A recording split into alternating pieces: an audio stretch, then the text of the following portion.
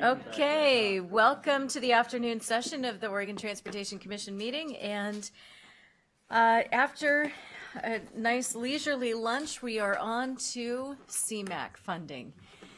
And I noticed that we have a lot of our partners that are here in the room and those that have been a part of this journey.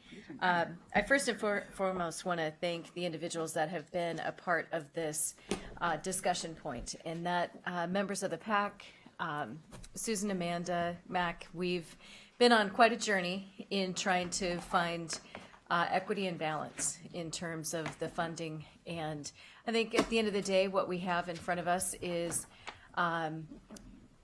an opportunity now with House Bill 2017 as well. I think it takes what we started as a conversation and shifts it just slightly in terms of we have needs across the state. How do we address those?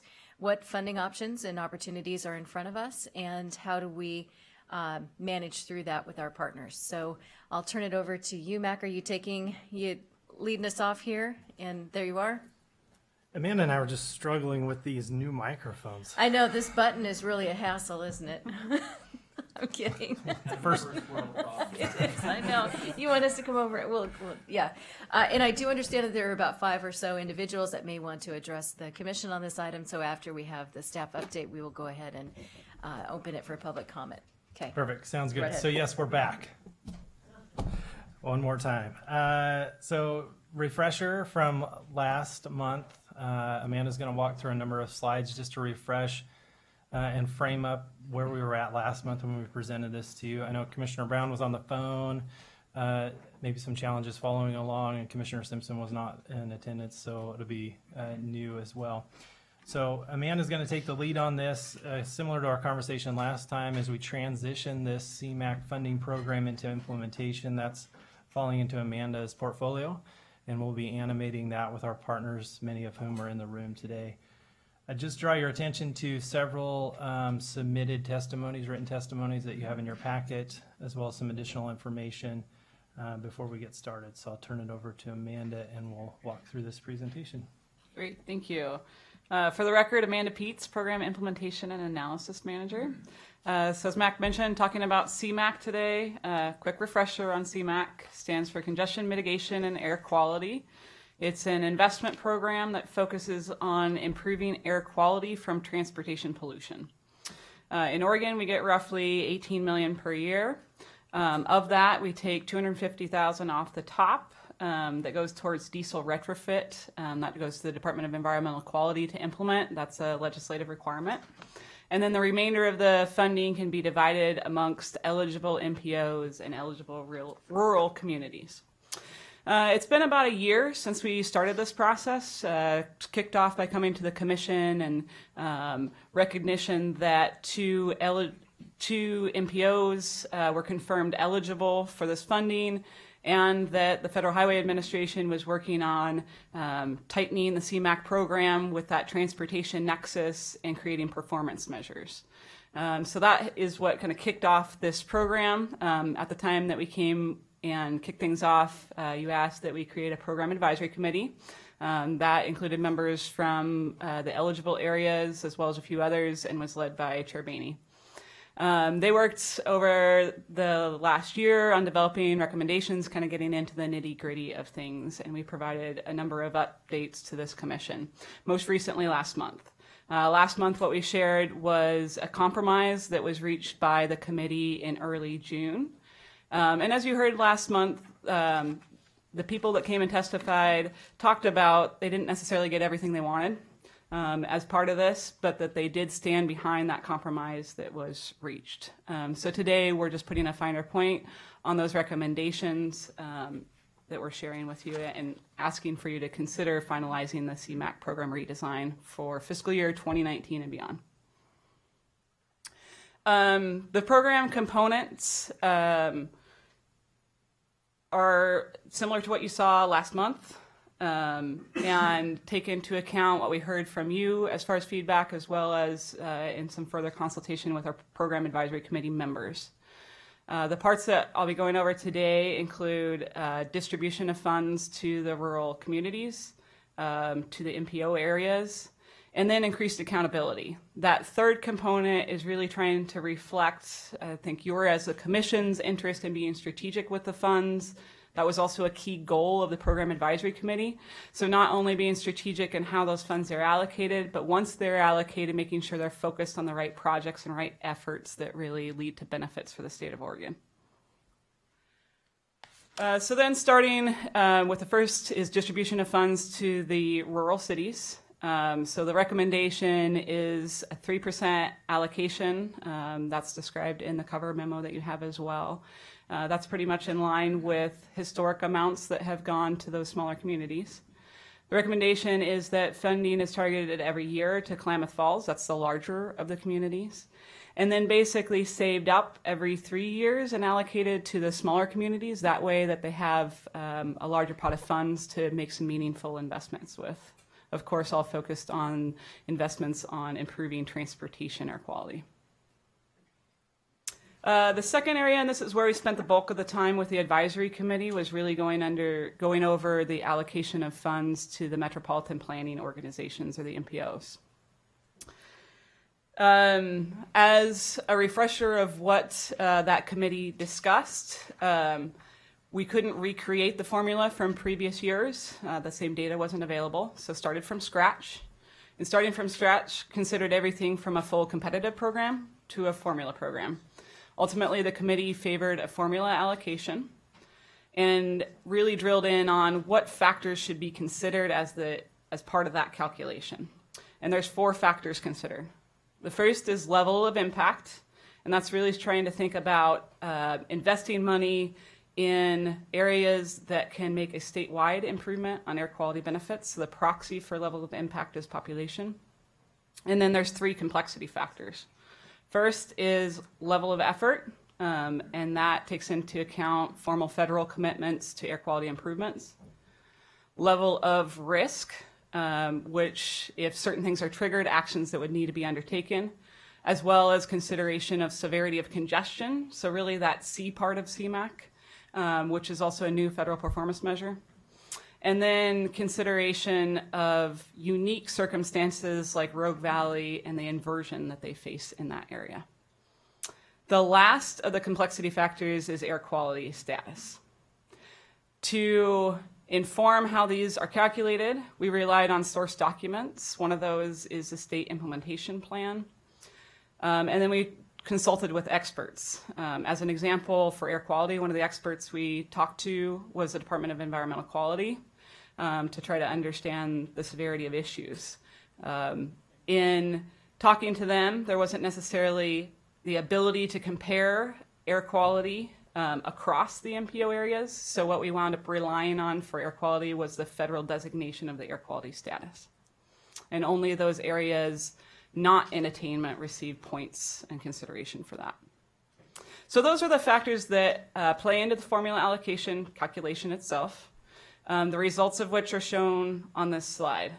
If you can see on the screen, there's a red box around fiscal year 2023. And what that shows is the pure result of that formula allocation and the percentages that it results in. When we shared this with the Program Advisory Committee and we came and talked to you last month, one thing that was recognized is that the Rogue Valley MPO takes a substantial reduction from historic levels that they had seen. The committee and the Program Advisory Committee members themselves offered to share some of their funding to what we're calling bridge or phase down the hit that Rogue Valley takes, so that in fiscal year 19, Rogue Valley's percentage would be up to 8%, and then slowly phase down over 5 years to 6%, which is what that formula allocation comes out with. The third area of program components for CMAQ include the increased accountability. Last month we shared 3 options for this based on your comments and previous comments we had heard from the Program Advisory Committee members. We selected the narrowed list of eligible CMAQ projects. So there's a federal list of projects that you can pull from. It's pretty broad in many ways and has a number of different categories. So in between the meeting last month and today, ODOT staff work on narrowing that list down. That's included in your packet as attachment 1. I do want to note that Unfortunately, the wrong version of that was attached in your packet. We've sent updated copies, and I'll highlight a little bit of what's different in there. There's a few changes we made based on comments we received from our Program Advisory Committee members. The way that we narrowed that list was by really pulling from goals in the state transportation plans that you have adopted. We tried to select goals that we thought were most closely related to air quality. So that includes environmental, health, and equity. Those are further described and defined in the attachment that you have before you. We took that into consideration, as well as what areas have focused their money on, what kind of projects have they spent in the past, and what are their needs. So that we're making sure we're trying to be inclusive while still being strategic and narrowing those down. So from a process standpoint, that was shared with the Program Advisory Committee members, and we received several comments, many of which we incorporated into what is the revised version that you now have in front of you. And copies are available in the back as well. This is a list of the broad program areas. The attachment itself goes in and describes each eligible project within these broad categories. Some things as an example on how this list was narrowed. You'll see traffic flow improvements is still on this list, but the federal requirements leave that pretty wide open. You can do a left turn lane improvement anywhere. We try to narrow that down and say that really has an air quality benefit in congested conditions, not in uncongested conditions. We also took off the list, there was, I think, mass marketing and studies that we took off as eligible projects, and then some of the eligible projects for freight, and those were mainly focused on truck technology, which isn't necessarily something that ODOT nor the agencies have purview over.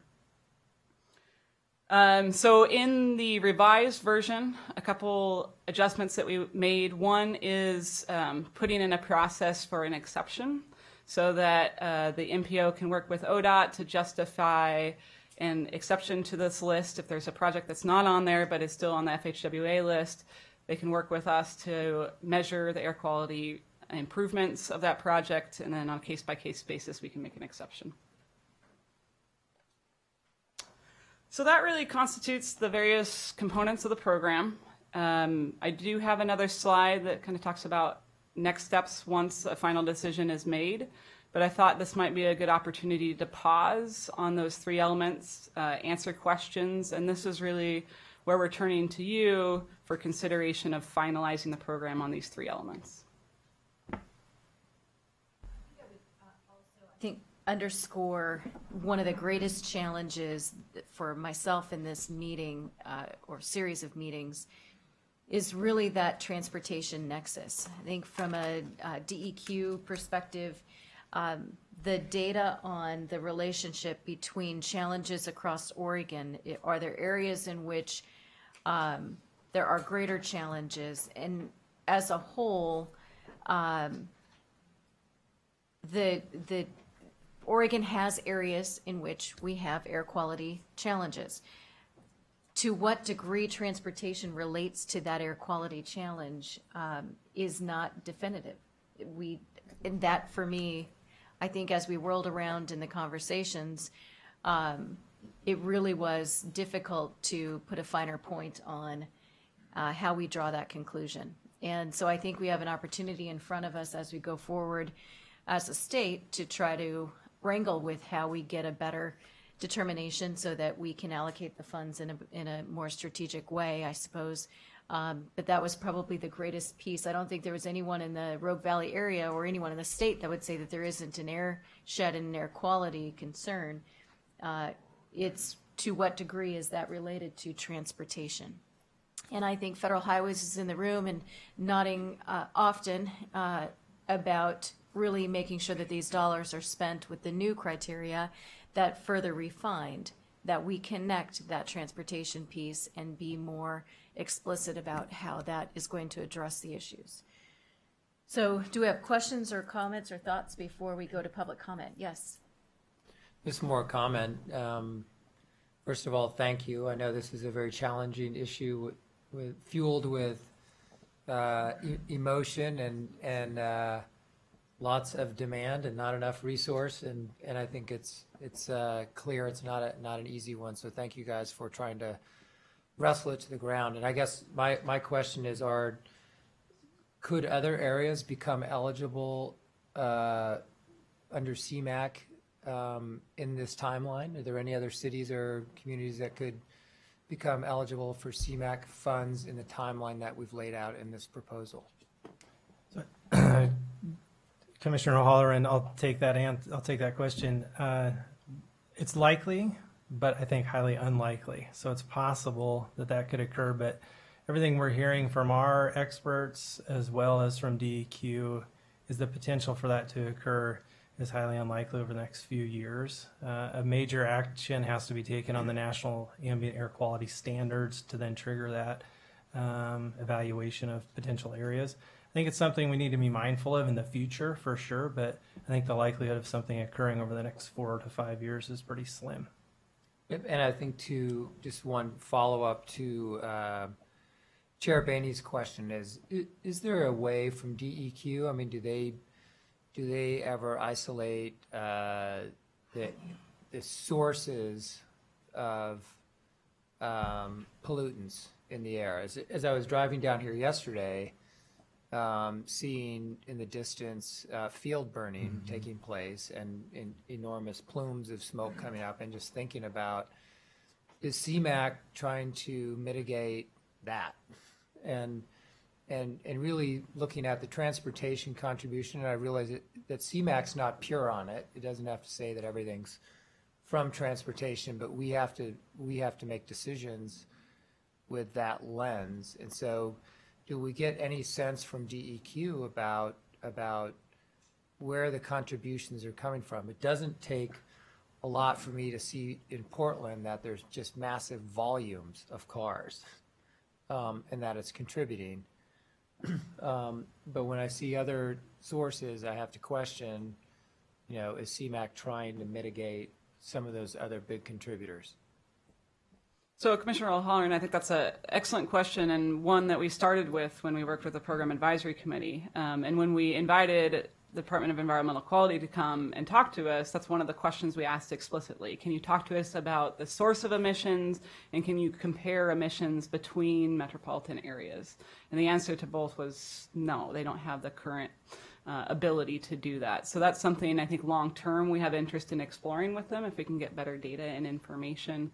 But today that's not available. I don't suppose anybody can answer this question, but it seems to me relevant to get as good a handle as we can on the future of CMAQ funding. Once the FAST Act lapses, is this such a popular program nationwide that it's solid, it's going to be there in the next iteration of the Transportation Authorization Bill, or is that up in the air? Well, I think we might need Travis's sarcastic 8-ball for that. Yeah, right.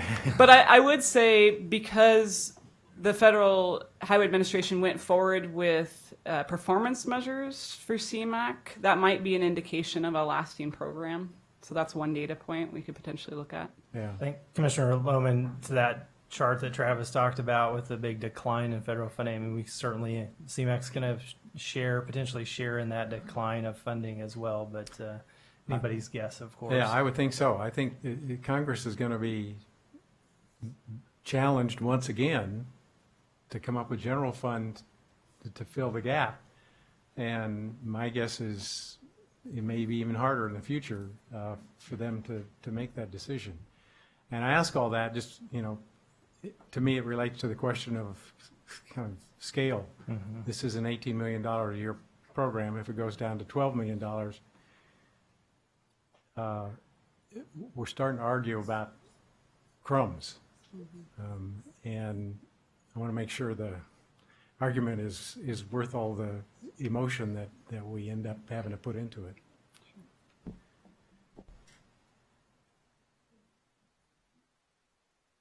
So we struggle with those buttons up here too.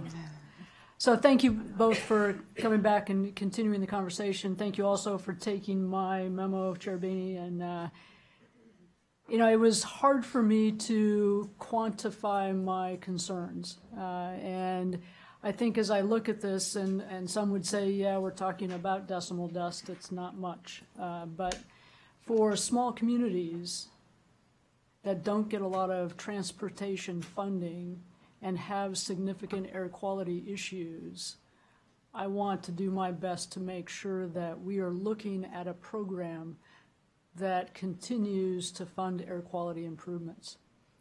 That said, of course you can see congestion playing into Metro's impact for air quality. No one rolls their windows down when they're in a traffic jam. I get that.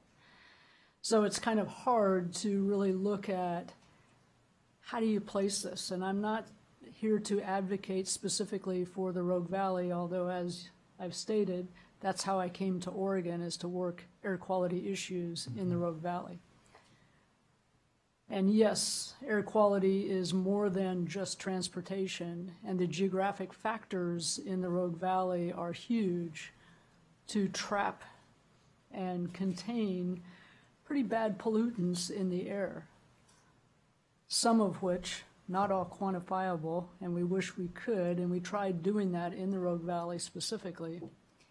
Not all are from transportation. In fact, a lot of the improvements to air quality probably weren't specifically due to transportation, but what can we do?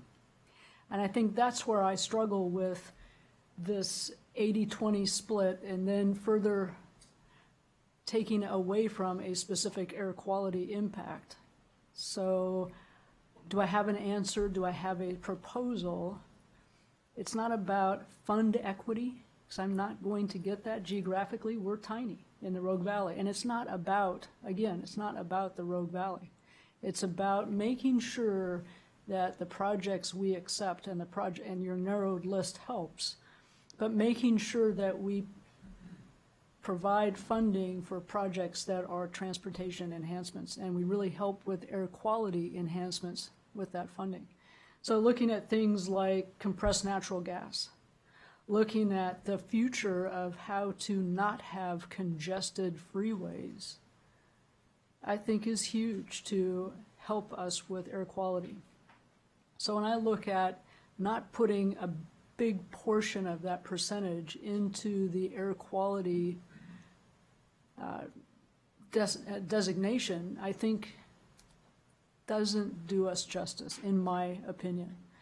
And that's why I would advocate for more toward the air quality designation, because that's what you're trying to solve.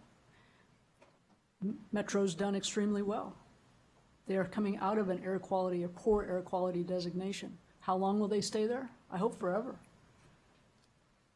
There are others that aren't faring so well, and some of it's just the way the topography is. But can we help them more with a small amount of money that makes a big difference to a poor air quality region? That's what I'm asking us to look for. And I too appreciate this is an emotional issue for a lot of people. And again, having dealt with that at a staff level and hearing the emotions from fathers and children and so on about air quality impacts to their lives, and really looking at it from an economic standpoint for Oregon, it's always going to be an emotional issue. And $18 million, although I'd like to have part of that, doesn't go very far. And it's especially, when Metro, and it gets 73%. It doesn't leave a lot for anyone else to do something that truly will be an air quality impact. So that's why I asked for reconsideration, or at least discussion, and perhaps we look at this in the future. What I don't want to do is say, over and done with, and we'll never look at formulas again, because our memories get bad as we get older and we forget why we did this in the first place. That's why we can't recreate the formulas, although I might have that data someplace, because we spent a lot of time on that, and there were a lot of people talking about that.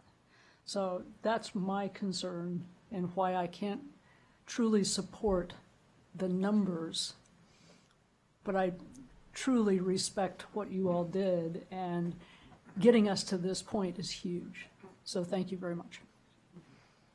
If I may, I think what we tried to do in the committee, you've articulated a lot of the concerns that were shared among all the partners. We tried to look at developing a formula that being agnostic to each individual group. And it wasn't until we started to plug in where you would then land on a list that everyone, I think I would be safe to say, everyone kind of went, wait a minute, okay, we just identified a formula that we feel makes sense in terms of an allocation of funds. We have new partners maybe coming on, being holistic to a formula, which I think the allocation that currently stands today is less based on formula, more on how do we get out of the room and make the right commitments and concessions and partnership in order to how to spend the funds. And so now it's almost feeling like working back to not cause harm. And that's when the conversation turned in the room to, okay, we've established this formula, but I don't feel quite right about that as an agency or an organization that's going to be receiving the lion's share of the funds. Let's look at what we can do to add back to be able to phase that, knowing that it's not in stone, knowing that there are other variables. There could be more funding. There could not, and at the time we didn't know that we would have House Bill 2017. It really was in recognition of the sensitivity of, oh my gosh, now the formula feels not quite right in terms of the partnership that had existed and retained through this really challenging conversation. So you've articulated where we landed. Okay, so other comments before we head off into public comment? All right, so drum roll please. Mr. Thompson, would you join us please? And then on deck we have Carrie Soschauer, sorry.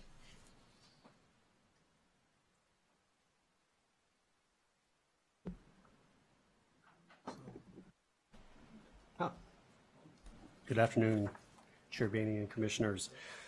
For the record, I'm Paul Thompson, manager of the Central Lane MPO at the Lane Council of Governments, and I want to clarify that today I am here on behalf of Mayor Lundberg, the chair of our MPO Policy Board. She had a last-minute conflict and could not be here today. I distributed a letter that you should have at your place, and I'll start off by saying again, as we have said, thank you very much for all of the work and consideration of this topic. We are supportive of the consensus recommendation of the Program Advisory Committee. We continue to support that recommendation, and my policy board is thankful for the work. We have spent most of the past month considering the remaining topic, if you will, which was for us the narrow list of eligible CMAQ projects, the increased accountability element that's on the screen in front of you. As I told Amanda a few minutes ago, this might be the best and most effective testimony I've ever given, in that the two main things I wanted to talk about are already addressed in the revised attachment that she put at your place. So first, we noted in the narrow list of eligible activities that road dust mitigation was proposed in only rural areas. Indeed, road dust mitigation is very important for PM10, particulate matter, non-attainment, and maintenance areas such as ours. We have to deal with road dust in order to be able to reduce PM10, which, generally speaking, is dust. And the most cost-effective projects that we're funding in our current round of CMAQ funding are those that deal with road dust. And that has been added into your current recommended attachment, that road dust mitigation can be in both rural areas and in PM10 areas such as ours. So thank you for that adjustment. And the second adjustment we wanted to ask for in the testimony in the letter before you is for the exception process that Amanda referred to earlier. We agree with the narrowed list focusing on state goals and trying to leverage this federal program to achieve state goals. However, we think that there may be opportunities that aren't on the narrowed list to effectively reduce air pollution and address state goals that we may not know today. And so we want to have an exception process where we could essentially ask for a project off the list of narrowed activities and justify it by showing its effectiveness in air quality, in achieving one or more of the state goals, or in other areas. So again, thank you for everything you've done, and I'm pleased to say that if you approve what has been proposed in the revised memo, it's been a success. Never underestimate the power of the ODOT team. They're now into mind reading, so they knew that you were coming with that testimony. Just kidding. Thank you very much for making time and for your commitment on the committee as well. Very much appreciate that. Thank you. Okay, Carrie. Good afternoon. My name is Kari Schlosshauer. I'm the Pacific Northwest Regional Policy Manager for the Safe Routes to School National Partnership. Thanks for the opportunity to comment. I just wanted to talk about the narrowed list as well. We strongly support that approach and appreciate that it prioritizes those projects that support both state policy goals as well as MPO priorities, and in particular that it focuses on health, equity, and environmental benefits. These will certainly benefit those individuals in our communities who we're here to serve, the ones who are most vulnerable to air quality concerns, and they'll help to ensure that we have improved health and transportation outcomes for all Oregonians, so thank you for that opportunity. Within the 7 categories from the narrowed list, those options which principally serve our lowest income and non-driving communities will provide the greatest air quality and congestion mitigation benefit for everyone. For those who already drive, we know that market forces are currently delivering cleaner and more efficient vehicles that largely do not idle.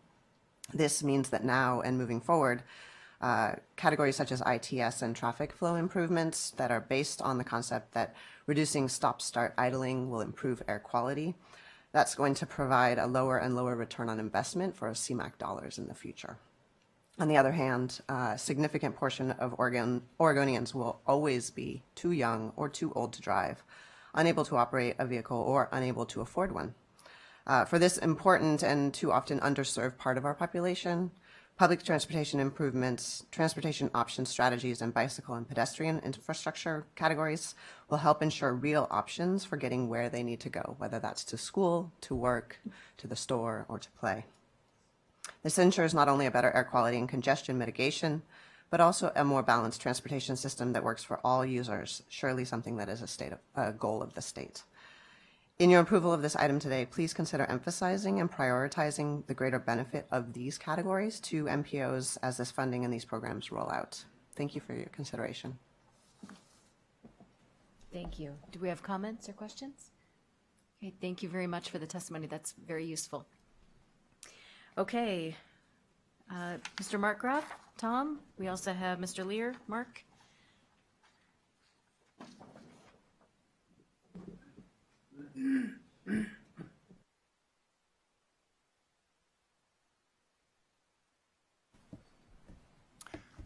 Good afternoon, Chair Boehne and members of the Commission. My name is Tom Markgraf, and I'm the Director of Public Affairs for TriMet. First of all, I want to compliment you on this process. It was difficult. Whenever you're scrapping over money, it becomes almost personal. But you and your staff did a superb job at managing this and working with all the communities in coming to what I believe is a very equitable and good solution. From a TriMet perspective, we understood exactly what was going on with the Rogue Valley when we actually looked at the numbers. And that's why we suggested taking a percentage of our money, $75,000 a year for 3 years, and giving it to the Rogue Valley. We still believe that that's a very equitable and generous offer. When we look at the difference between fairness and justice, fairness means everybody gets the same, but justice means recognizing issues with other communities and making an exception, doing the extra step to helping folks. That's why we made that offer. We still think it's a good offer, and we hope you consider it. Thank you very much. Thank you, and thank you for your time commitment on the committee as well. Thank Very you. appreciate it. Please. My name is Mark Lear. I manage the Legislative and Resources Group for the Portland Bureau of Transportation. I also wanted to thank the committee for your work on this topic. I was hired a little over 20 years ago to work in the Portland Bureau of Transportation and manage the capital budget. And in my time in doing that work and now doing more resource development work, the role of CMAQ funds has been transformational in the work that we do. It's really been both a driver and a reward for some of the most progressive things that we've done around our transit investments, our bicycle or pedestrian investments, and it continues to play that role. And our ability to do things like we've done in the climate smart strategies of going for a 20% reduction in greenhouse gas emissions is really driven by some of these assurances that we have resources like this available. So I understand the challenges that the OTC faces on this issue, and the statewide issues that we're facing. At the same time, anything we can do to continue to be supportive and support your good work on this topic, I think is really transformational for the work that we're doing in the state. Thank you. Okay, and last but not least, Ted Leibold. The floor is yours. Thank you, Chair Boehne and members of the Commission.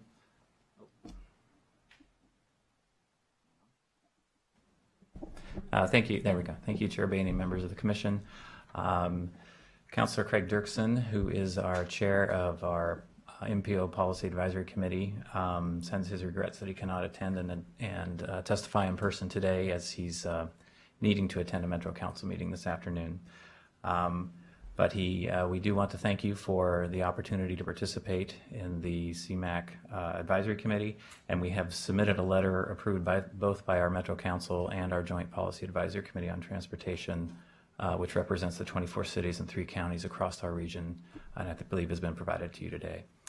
Our region is deeply committed to the state's success in improving air quality, and so we really appreciate the OTC's direction that the committee and ODOT take a strategic approach to how these funds have been allocated, because these are the only transportation resources that are specifically dedicated to improving air quality and reducing transportation's impact in the state.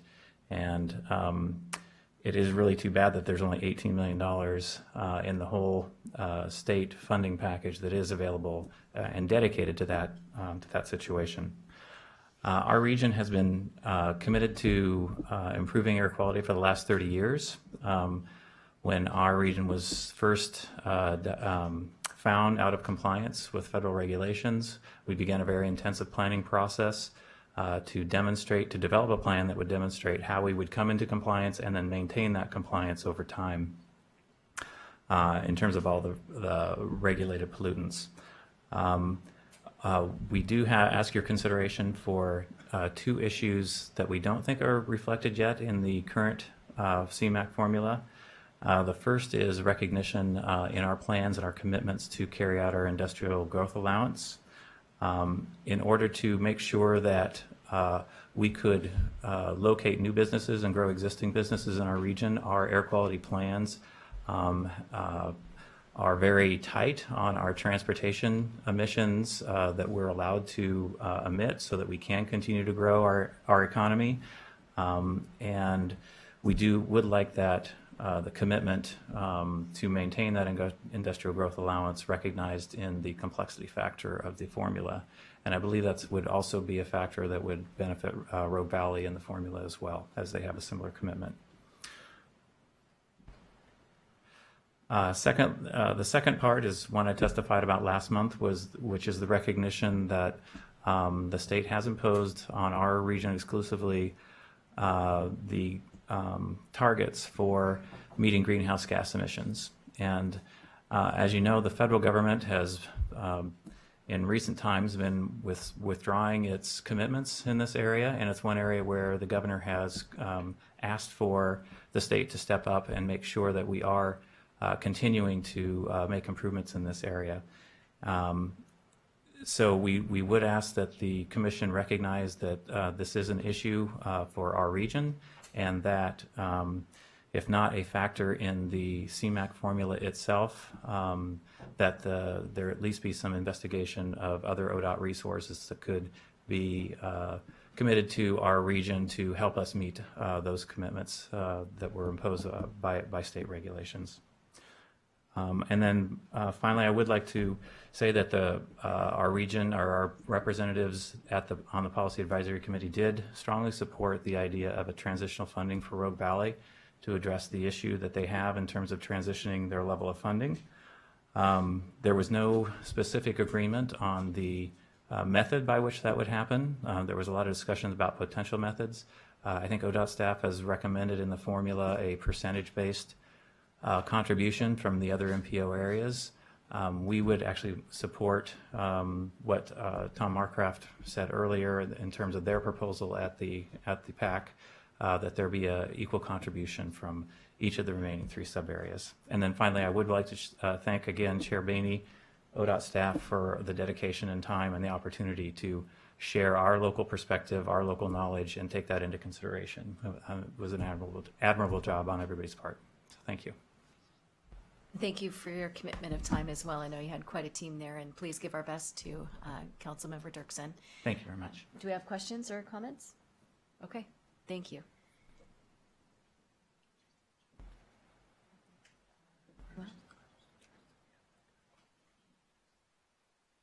We could. I think so. Yeah. Sorry. Okay. So, comments on a couple of the, in terms of the complexity factor around the industrial growth allowance. Do you have a comment on that? And then also the recognition of the GHG mandate. I know that was brought up before in terms of additional funds. I think we were maybe taking that as a separate conversation, not one for right now. But if you had comments, that'd be great. Sure. So as to the industrial growth allowance, it's not something we necessarily spent a lot of time discussing. I think when we narrowed the complexity factors of what that was based on, we looked at those that are most closely tied to transportation and directly tied to transportation. I think you could draw a nexus with the industrial growth allowance as well. But at the time that we looked at it, we just really tried to stay strictly focused on the transportation ones. That could trigger some changes in the allocation if you did consider that, that would adjust the amounts, and I'm not sure how that would affect our other partners in the room and their ability to stand behind the decision that was made by the Program Advisory Committee, so that's a consideration. As for the Metro Climate Smart Communities requirements, it is something that we brought to you last time as a topic that came up in conversation with CMAQ. I think other partners around the room certainly didn't favor that being a consideration in the formula allocation, wanted to divorce that topic. So I think that really is for your consideration, whether you want to consider it now within the CMAQ as an off-the-top allocation, whether you want to consider it for some other funding from ODOT. I think that's certainly up to you. So I, having been in each of the meetings, would say that that would be a conversation we should have outside of this particular funding stream. It was not discussed as a point of the calculations and such, and I think it could maybe take the cart and kind of make it go sideways a tad bit if we started to add that. So I'd welcome this being a conversation that we had separate than the CMAQ funding as a whole. Unless there's a contrary opinion, please. Well, I don't really have a contrary opinion. I recognize that that's an additional burden that the metro area has to bear. And I am somewhat sympathetic, not to the notion of including that in the formula, but to the notion of looking to some flexibility in the future with funding for projects outside the CMAQ arena that takes that into account. In the same way that I think there needs to be some flexibility in other arenas for funding for projects in the Rogue Valley to take into account the decrease that they're having to suffer. And so I just, it seems like something that we all ought to keep in mind as to the future, and it may help kind of even out things a little bit. So that would be my plea.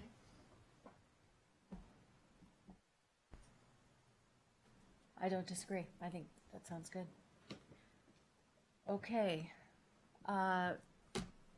Question number 1, the formula. We have had a lot of information. And again, this is not changing. This is 19 on. Not set in stone. I think the group recognized that we would need to come back at some point. I'm looking to the commission in terms of your thoughts on the work that's been done, the agreement that although everyone equally anxious about the outcome. I think there was agreement that the outcome was as good as we were going to get. So unless there are new considerations, I would love a conversation, please. I would just say that I'm sufficiently uncomfortable and likely supportive, but Okay.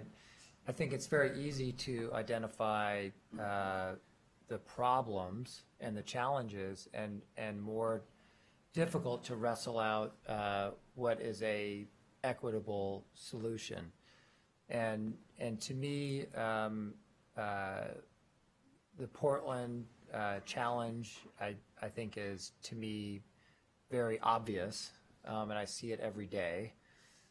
So maybe it's just that I'm in it more, and I'm sympathetic to those concerns, yet I know that the program is not an entitlement program. And I know, as we've looked at this, I've had difficulties in saying that we need to do something retroactively just because other cities have become eligible. So I think there are all kinds of things that make me uncomfortable about the direction we're going, but I also have to recognize, yield, and appreciate the time and effort that has gone into coming to this point, and that it has not been my time and my effort, it has been yours, and knowing that you guys have worked hard to wrestle this, and not everybody is happy with the outcome, and nor is this the last iteration of this discussion that we will be having. This will be an ongoing issue. So with that said, I will say I'm supportive of, and I lack a better alternative to offer, and recognize and appreciate the scope and scale and the magnitude of the effort that's gone into getting to where we are on this. And so with that, I encourage us to move forward, and yes, I'm reluctant. No, I think I kind of feel the same way as Metro does and others, that it's not ideal, but I think it's a good outcome given the challenges in all different directions here. So I just thank those for the efforts and the passion that has gone into trying to make this work. Great. Thank you for that. And I might,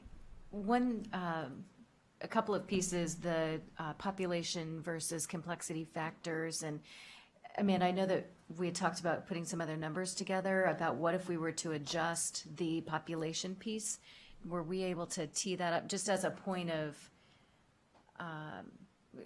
because I think I very much appreciate the comments. One of the thoughts and the comments and conversation within the committee was, what if we adjusted the population and increased for Rogue Valley their complexity factors, of which they received the highest points.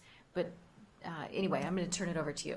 Sure. So anticipating some questions on this topic, we did run some analysis on the current formula to see what changes would produce. So when we talk about 80 and 20, that's really 80% of the formula is weighted on the level of impact, so that's population, and the remaining 20% on the complexity factors. So if you look at shifting that and saying a 60% weighting on the level of impact, and the remaining 40% on complexity factors, the way they're calculated now, the larger urban areas like Portland have the majority of complexity factors. So that actually increases their allocation because it's putting more weight on the complexity factors. If they have more complexity factors, then their allocation goes up. If you look at doubling the weight on the air quality status, it does make a difference, but probably still goes in the opposite direction of equaling out more for Rogue Valley.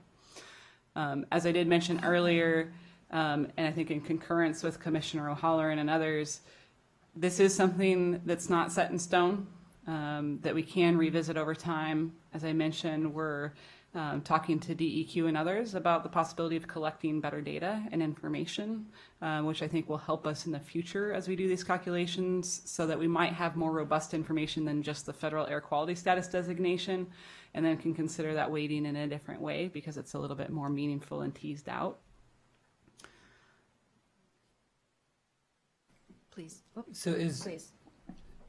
the proposal, such as Metro laid out, is that would be something that we have to consider prospectively, right? So we have kind of a deal now that we want to make a decision on, and then Correct. and then as we look forward, we're going to look at different alternatives. Is that kind of how you see it? Well, this actually is for looking forward. This would be from 19 on. And so there was a proposal for a percentage to go to help phase that decrease in funding to Rogue Valley.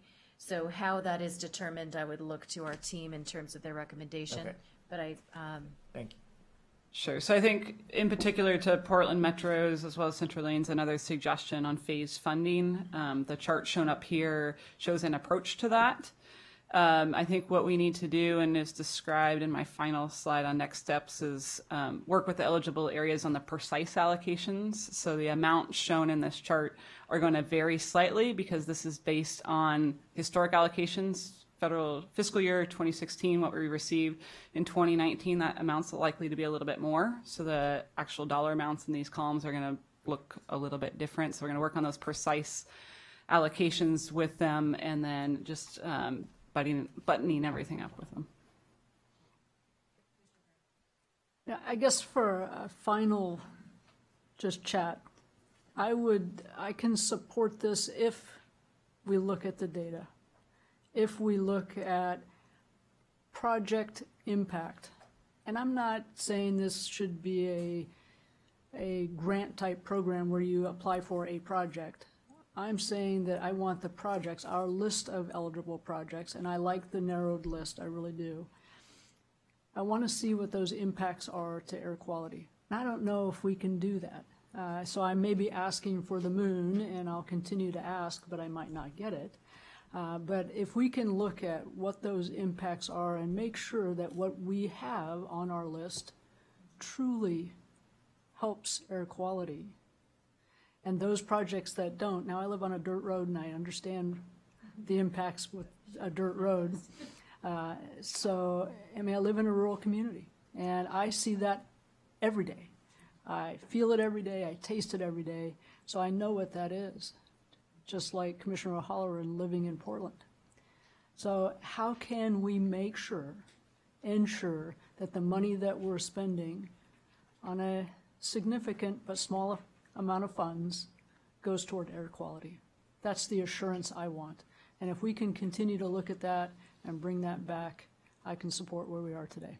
Great. I think that's an excellent point, Commissioner Brown, and something that we looked at when we were narrowing the list of projects. So Federal Highway Administration has some good information on the air quality benefits of these various types of investments, as well as the cost effectiveness of them. So that played into some of the things that were suggested on this list. But I think it goes to, as you consider modifications in the future, that's something that we need to track and monitor. And that's something that we're required to do anyway, is do those calculations for each and every project. And that will be critical data moving forward to make sure it is going to these things that we think is the right investments now. Yeah, and if I could just add, I think this is where we've been very passive in our program. I think we started this conversation 11 months ago with that very quote coming out of my mouth, is we've been very passive in this. Sort of Commissioner O'Halloran's comment of an entitlement program for 25 years. The steps that we're putting into place now, or as Amanda has alluded to, next steps, is moving closer in that direction. I think you're referring to, Commissioner Brown. And I think our MPO partners in the room who are going to be charged with the task of identifying these projects in the local areas are hearing that, and they've heard that through our PAC conversations as well. So I think we're headed in the right direction, and I think going in the direction that you're referring to, where we haven't been necessarily in the past. The guidance that you gave me in getting in that room was transportation nexus, strategic, and those two pieces were at the top of the list. So please. Well, first, I think we should name this the Bainey CMAQ allocation. Only if you like it.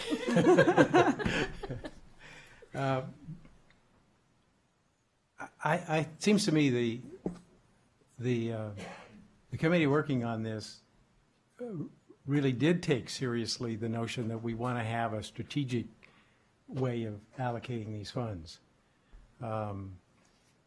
That said, it's you come up with sort of these 4 different categories: the level of impact, and then the 3 complexity factors, and they're necessarily a little bit murky. They're not cut and dried. They're not black and white, and there's room to argue about even what those categories mean. I do think they all have something to do with improving air quality, all of them, the population factor as well, certainly.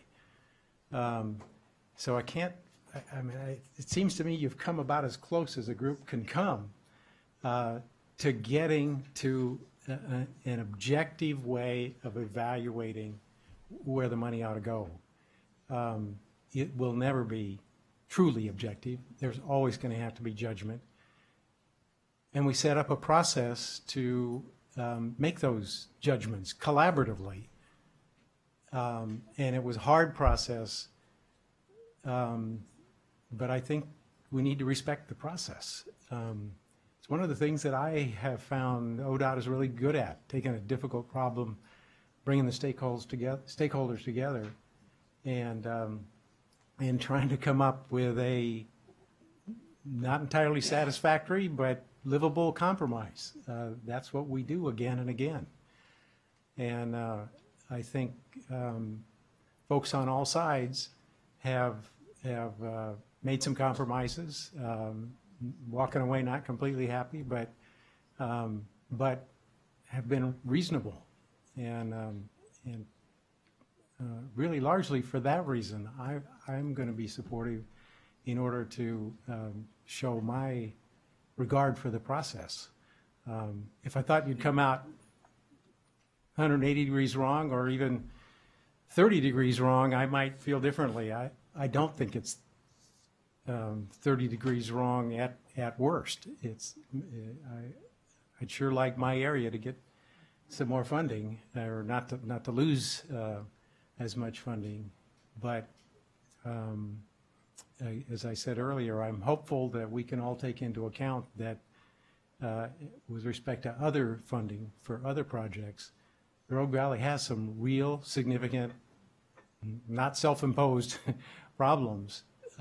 They need some help, and I hope we can, the Commission can recognize that as they make decisions on other matters in the future.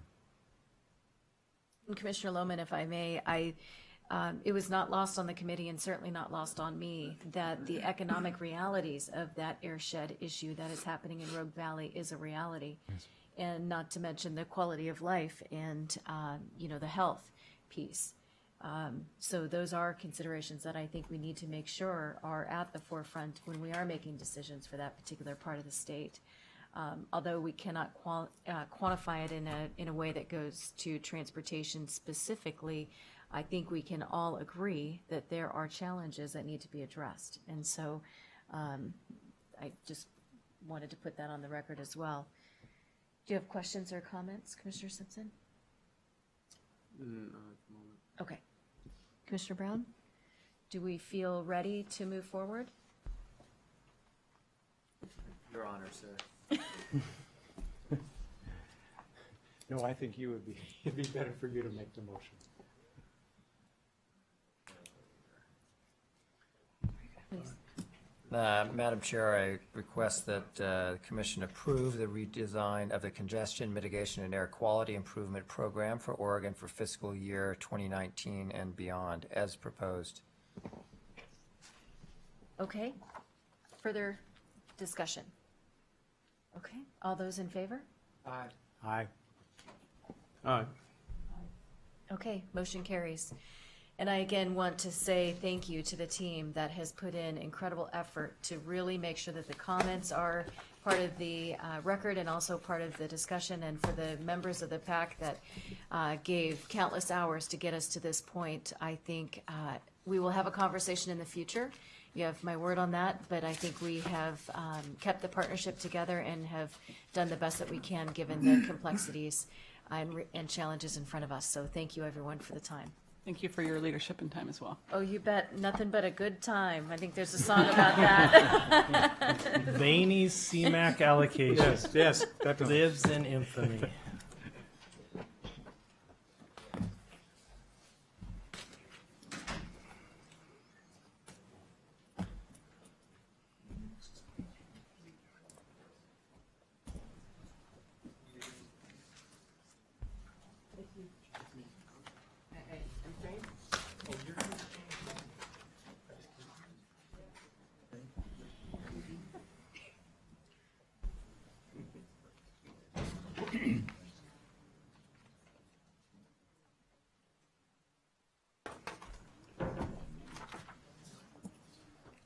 Okay, yes, please. Mac, I'll turn it back over to you. We are, forgive me for just a moment, we have some project actions on the 15-18 STIP.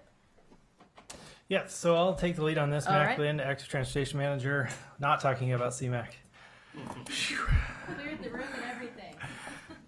So it's not very often we have this conversation of closing down a very successful program. The Transportation Enhancement Program has been around for 20 plus years, has funded a tremendous amount of transportation alternative projects throughout the state. I'd be remiss not to mention someone who retired recently from the department, Pat Fisher. She was the stalwart of this program for many years, and I don't know that she can travel this state without somebody identifying her hands on projects throughout the state. So a tremendous body of work. Earlier mentioned today was the development of the Enhanced program. With the development of that program and the 15-18 STIP, we essentially did away with identified funding for this transportation enhancement category of funds. We rolled those dollars into that program. What we have in front of you today is how do we sunset the remaining funds within that. Like any checking account that doesn't have any money coming into it, eventually you get down to limited funds and you have to make that decision. For years, we had a TE advisory committee that often balanced savings in the program and made recommendations on future projects as well as projects to fund in between project selection cycles. So what we have in front of you today are 3 project actions to essentially close down that funding bucket. Whatever's remaining we'll put back in to the overall ODOT funding stream, more of a cash flow mechanism. One of those actions is canceling a project in the Dalles, which Bob can talk about. Second is funding for a Rainier project, which Sunny's going to speak to. And lastly, standing in for Frank is Jenna Marmon, who can talk about a trail project down in Region 3.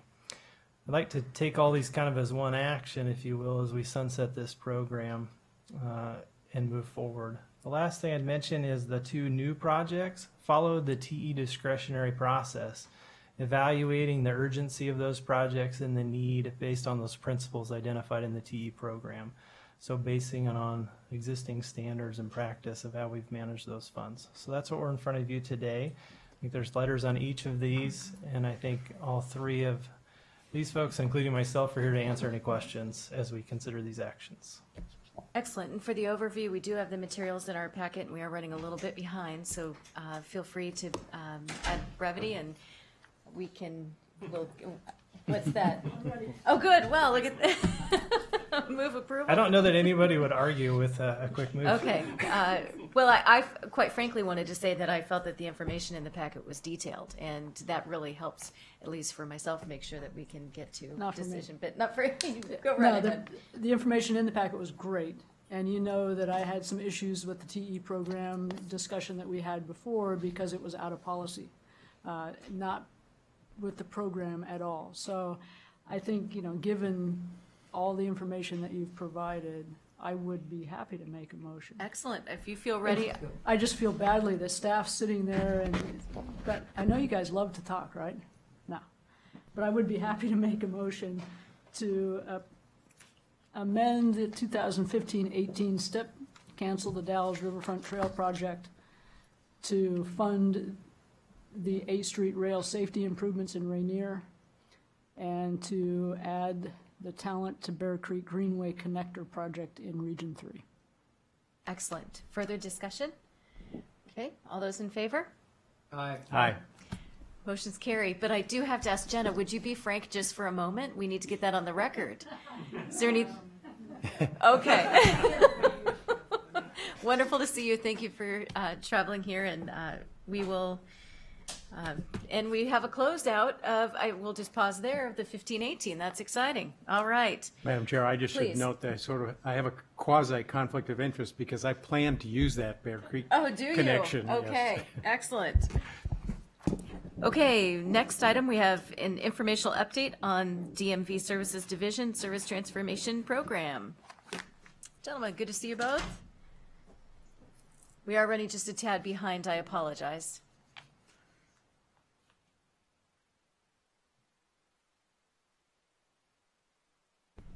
On time and under budget?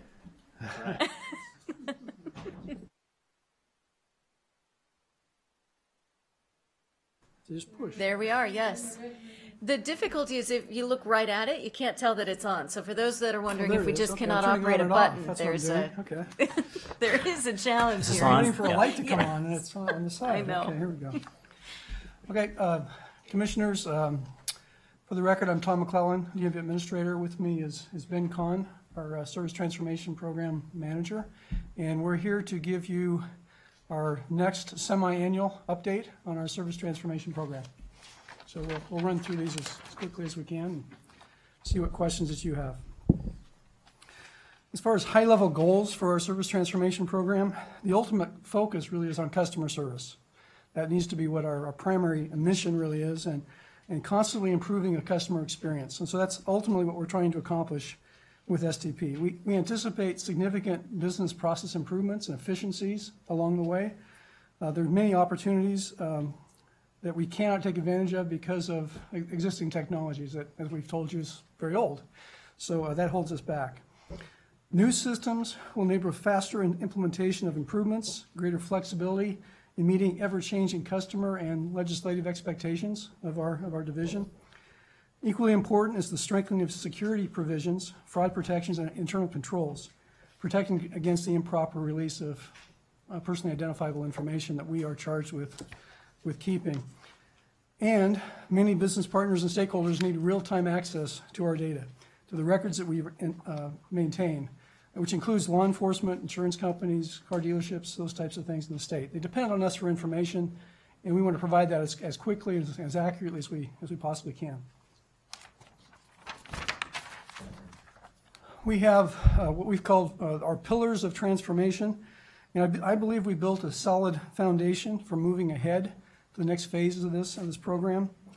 The first of the pillars is it's technology-enabled business transformation, not just system modernization, which some states are just calling it, but system modernization.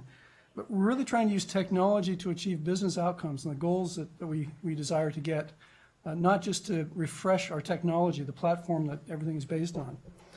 Second pillar is that rigorous project management is a very important piece of this. Very heavy emphasis on hiring experienced project managers and holding contractors to the approved scope, schedule, and budget. Communication and transparency, that goes both ways, two-way communication. Listening to our employees, listening to our customers, listening to stakeholders, and giving regular status updates on where we're at, both for employees and those that are depending on us externally. And the fourth and very important pillar of this is governance, the effective governance. We do have a steering committee. It meets monthly. Director Garrett chairs that committee. We also have a legislative oversight task force that has 6 legislators on it and 2 private sector CIOs that provide advice to us. It's chaired by staff from the Legislative Fiscal Office. So it's a very good group that checks in with us, and we provide updates to them. We also have the Information Management Technology Joint Committee of the Legislature that requests fairly frequent updates from us. This Office of State CIO, our management team within DMV, and of course this group, Transportation Commission. An immense amount of planning and preparation work was completed in the previous biennium, and here are just some highlights of what we've accomplished. A contracted vendor examined 165 major business processes within DMV, with more than 100 subject matter experts from within DMV and elsewhere within ODOT. We identified over 2,000 business requirements. which were included in the solution vendor request for proposal that we issued. The team also created as-is process maps for key business processes, and these maps will be used to identify future changes in business processes to create the training that we need on using those new systems, what has changed that they will need to learn.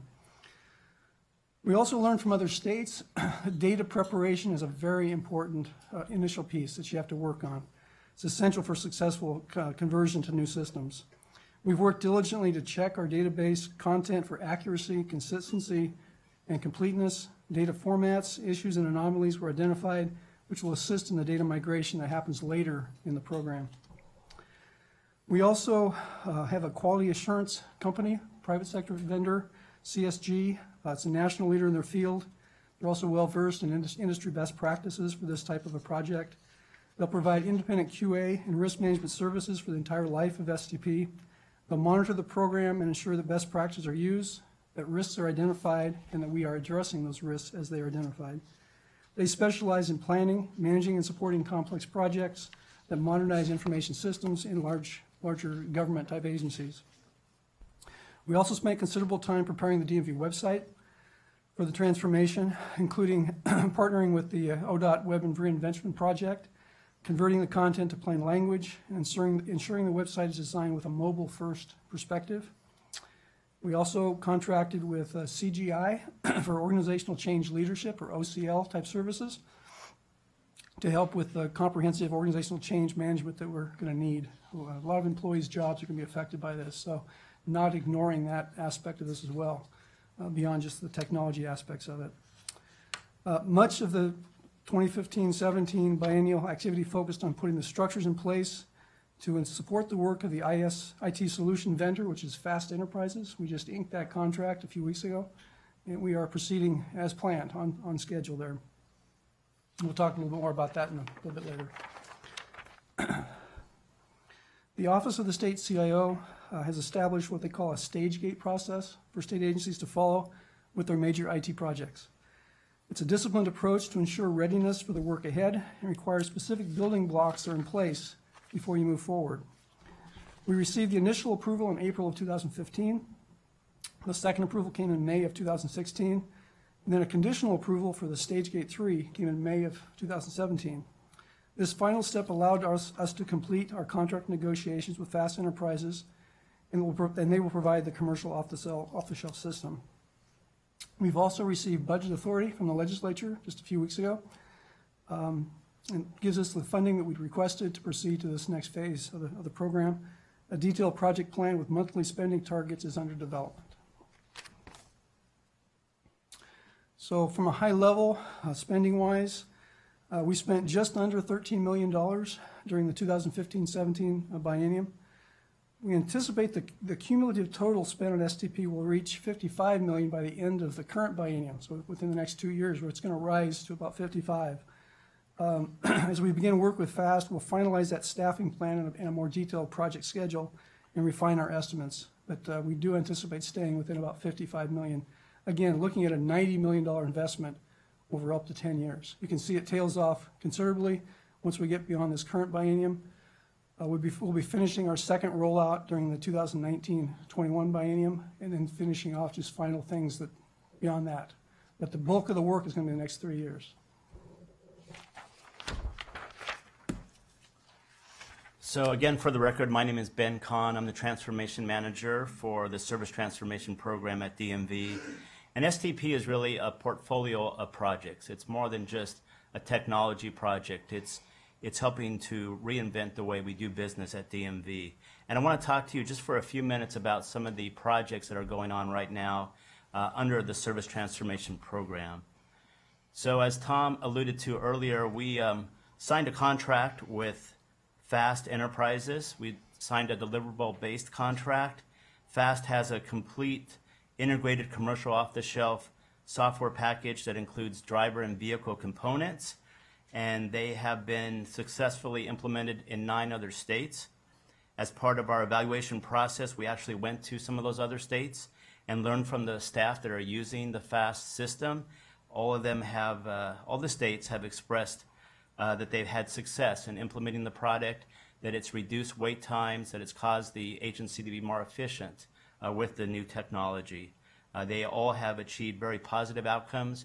When we went to New Mexico, they were just going live with their second phase with the driver side of the system, and they wanted us there on Go Live Day, which usually when you go live with software projects, especially in Oregon, you don't want anyone near you. But right. Closed door. But we were there, and they were happy to have us, and they were smiling, and everything went really well. So we're impressed with this software system, and we look forward to implementing it here in Oregon. Because we're purchasing a COT solution, we're going to configure it to meet our needs. We're not going to spend time and money customizing a system from scratch. We want to take advantage of the proven technology, and we're willing to adjust our business processes to do so. As Tom mentioned, we shared our 2,000 detailed business requirements with Fast Enterprises, and they agreed that their system can meet those requirements. And so we're going to focus most of our time, money, and energy into putting the system in place and training our staff and not worrying about whether or not the system will work when we turn it on. Now that we have a signed contract, Fast will come on later this month to start installing and configuring the system.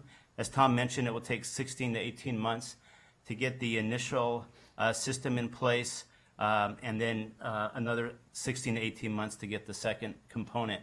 We are going to start with the vehicle system first because of its criticality for revenue collection, share of the overall business transactions, and because of the recently passed House Bill 2017 transportation funding package. Our needs are identified, and the vendor knows these needs. We also have signed with the vendor a maintenance and support agreement so that we will be able to get the latest updates to the system as new versions come out, new releases. It'd be similar to how you get updates on your computer or smartphone. So we are invested in this product, and we believe we have system longevity with the contract that we just signed. And another advantage of replacing our legacy systems is to allow us to connect with other systems. Currently, our current mainframe system, it's very difficult to do that. But with our new system, we'll be able to connect to a centralized database of VIN numbers, and that will help to determine vehicle history across state lines. We'll also be able to connect to the new state-to-state system that allows us to bring in a person's driving record from another state. And we'll also be able to better interface with our partners here in Oregon, like state police, so they can have real-time data in order to do their jobs. On the next slide here, we just have a list of states that the FAST software has been installed or they're currently working to install as far as replacing other states' legacy DMV systems. Again, our strategy was to find a proven solution. And by requiring the vendor to prove that they have already successfully implemented their COTS solution in another state, we can benefit from others' lessons learned. And Oregon doesn't have to be the guinea pig. They don't have to try it out on us. It's already been proven, and we can take it and configure it to meet our needs. So it's a list of states where it's been configured. Some states do both vehicle and driver out of the same organization. Some states break that up, and so you can see the results of that in the chart.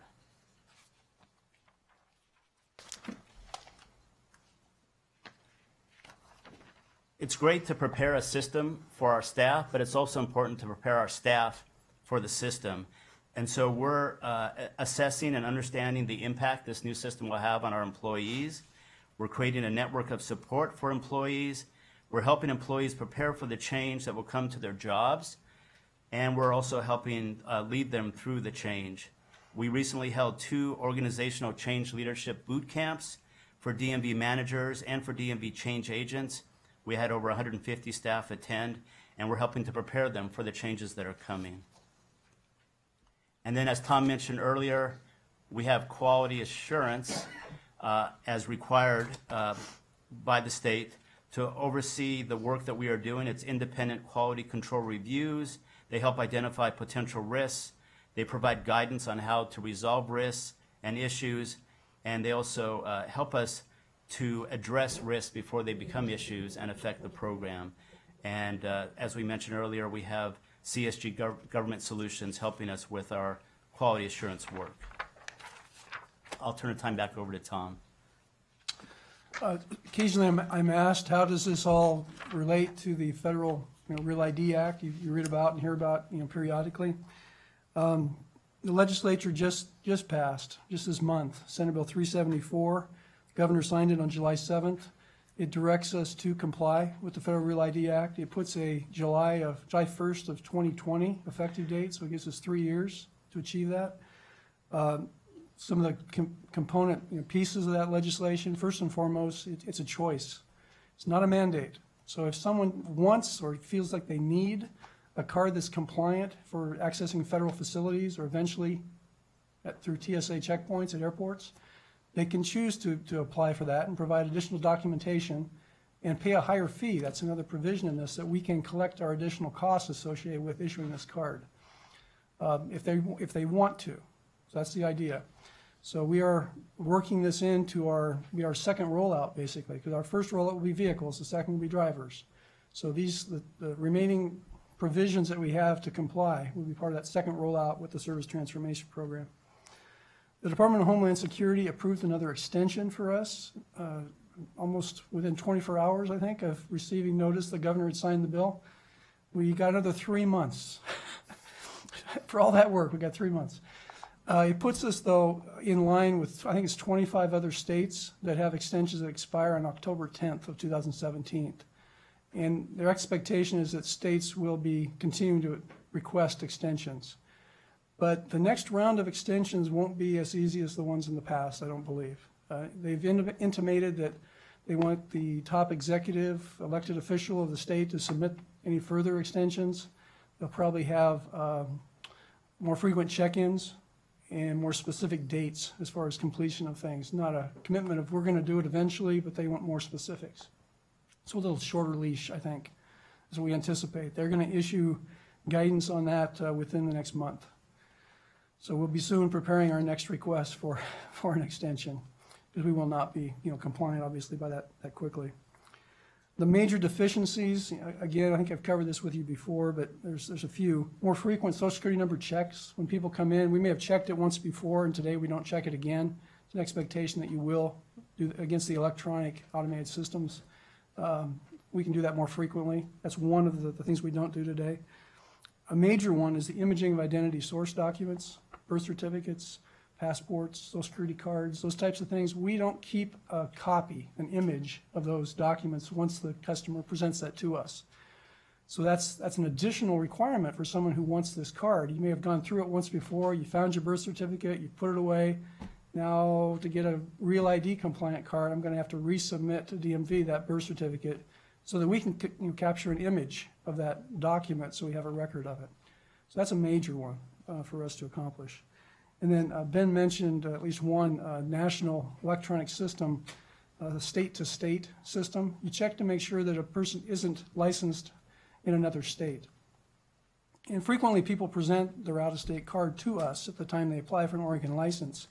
But we have no way really today to know if they have a New York or a Florida or some other license in their possession. So with this new system that I think it's like 8 or 9 states now are using, and it's more are adding all the time, they're able to check with the other state to see if there is another issuance someplace else. That is a requirement of the Real ID, but has not been expected because the system has just been really developed. So that's a major one. Tom, had a question. How does all this link back to the gender conversation with IDs here in the state? I mean, is it compliant with everything pertaining to Real ID? federal government regulations pertaining to genders or whatnot? I'm just curious about that piece. Commissioner Simpson, the requirements in Real ID is that gender or sex be identified on the card or in the system, but they leave that up to the states to determine how that's done or what genders are being used. So that's one of the things we checked before we proceeded with the rulemaking, that we don't believe we'll be non-compliant by offering a third option to people with a license for the sex or gender indicator. Like I said, in the STP rollout number 2 will be a driver's system. We anticipate completing whatever's remaining as far as Real ID compliance, and that's that July 2020 date. That really avoids the throwaway code scenario that we were concerned about. As we made the changes now, and then we replaced these mainframe systems with completely new systems, you've invested all that time and money, and you basically just throw it away. So as long as Homeland Security gives us the time we're requesting, we can do it with the new system on our terms, basically. That's what we're hoping. Then there's also the employees. Of course, new business processes. They'll be doing training on the new systems. Or as you integrate with new lookups in external systems, there's new processes that they need to learn. So, and then staffing up for that initial kind of rush that I would expect. If July of 2020 is the date we start offering as a choice, or a compliant card, and the final deadline for having a compliant card in your possession to get onto an airplane or get into a federal building is October of 2020, that's not much time. So we may have quite a few people coming at that point asking, for those cards. So there could potentially be a staffing implication there, maybe some redeployment of savings elsewhere within our organization as we go through STP. We'll see as we get further into it, but that is definitely a consideration about 3 years out. And then just kind of laying this out, calendar year basically is what this is showing. We are going to start working on that vehicle system and starting next week, actually. I think the consultants start showing up, and we'll start our work on the vehicle system. Several things there. 2018, late 2018, most likely early 2019, the vehicle system would be deployed and available. We'll start as soon after that as we can on the driver system, the second rollout. A little break between, but not a lot of time. And continuous through this whole process is that business process and change leadership that we need to do with our employees. Lots of work around that, with the anticipation that by the summer of 2020, we'd have that second system, that second major rollout, completed. So at a high level, that's really what we're looking at. As the vendor comes on board, like I said, we will develop a more specific game plan, a plan that we can manage to. So we anticipate coming out the other side of this in about 3 years as an improved version of who we are today, with better customer service and more efficient. There may be struggles during the key transition periods as the kinks are worked out and employees become more proficient with the new systems and the protocols. However, we've done our research and are making preparation to make the transformation as smooth as possible for something as major as this. So that completes our report to you. Do you have any further questions? Well, I very much appreciate the updates. So a couple questions in terms of the communication of modernizing your DMV to Oregon and Oregonians. Is that a piece of this as well, so they can be knowing that there are changes coming online, and we can, as individuals are coming onto the system, they'll know that we're retraining them essentially about how they access information? So we have put together an engagement strategy for our public, for our stakeholders. And as soon as we get our schedule in place, so we know when things are going to start to happen, we'll start executing that engagement strategy. We have lots of partners, lots of stakeholders. It's not just the customer, but it's also state police, financial institutions, car dealers. I mean, we've got just about everybody. Yeah. So it's important that we engage all of them in our effort, and to have them help contribute, provide feedback, and give us some direction, and help us as we're configuring the software to make sure that we're getting it right. It's really important that we have transparency, that we're open, that we communicate often, and have information available on our website for folks to stay connected. Excellent. And you mentioned the contractors. We had a discussion about the vendor utilizing Oregon businesses. Could you give us an update on what that looks like or how that's been going as well, please? Sure. Commissioner Bainey, we actually have encouraged FAST, the contractor, to seek local talent, and we provided them with the website to the minority and small business organizations, and we've also hooked up various vendors with FAST Enterprises to have discussions about the opportunity to use local talent on the project, and that is so far the Fast Enterprises has been open to that and has held those discussions. We can't tell them exactly how to do their business, but we're giving them as much information as possible to encourage them to seek after that local talent and those minority and women-owned businesses. Excellent. And that certainly, I think, would be safe to say from this commission as well, that was a priority and a direction that we wanted to see this go in as well. So I appreciate that encouragement and facilitation sometimes of that connection. And one thing, Tom just reminded me that we did use a minority-owned small business to do our data migration readiness. So we hired a local firm to do that work, and they were very successful in getting our data prepared for the transformation. And I bet working with the agency looks great on a resume too for future work as well. So it cultivates a lot of goodwill there. Please. I know we're running short. I'm going to be very brief, but this might be my last opportunity to say this to you, Tom, but I was working in state government in the late 80s and early 90s when DMV was a poster child for ineffective government, which was especially hurtful for government as a whole because DMV's where most people interact with government in the state. And even before this service transportation project or service transformation project, you and your people have turned that around. I was talking with somebody recently from California talking about his experiences in their DMV and then coming up here and getting a new license here, and he said it was like night and day. We're way ahead of California in terms of customer service, and that's even before we complete this project. So I think it's something you and your team ought to be very proud of. Yeah, thank you very much. I haven't been to the DMV since yesterday. One of where your 10 cars or whatever you have? My daughter took her driver's test, but the guy at the counter named Corbin could not have been friendlier, and a guy named Clint gave her a driver's test, but I didn't say I was on the commission or anything, but I just thought that they did a really good job, and I thought their customer service approach was really friendly and welcoming. So I'm just passing that along, not as a commissioner, but as a father who took a daughter up there, and for an experience that can be intimidating and scary, I think they were friendly and congratulatory and welcoming. So anyway, I just want to pass it along. Thank you very much. Our employees are outstanding. We just don't give them good tools to work with, but the people are outstanding. Please.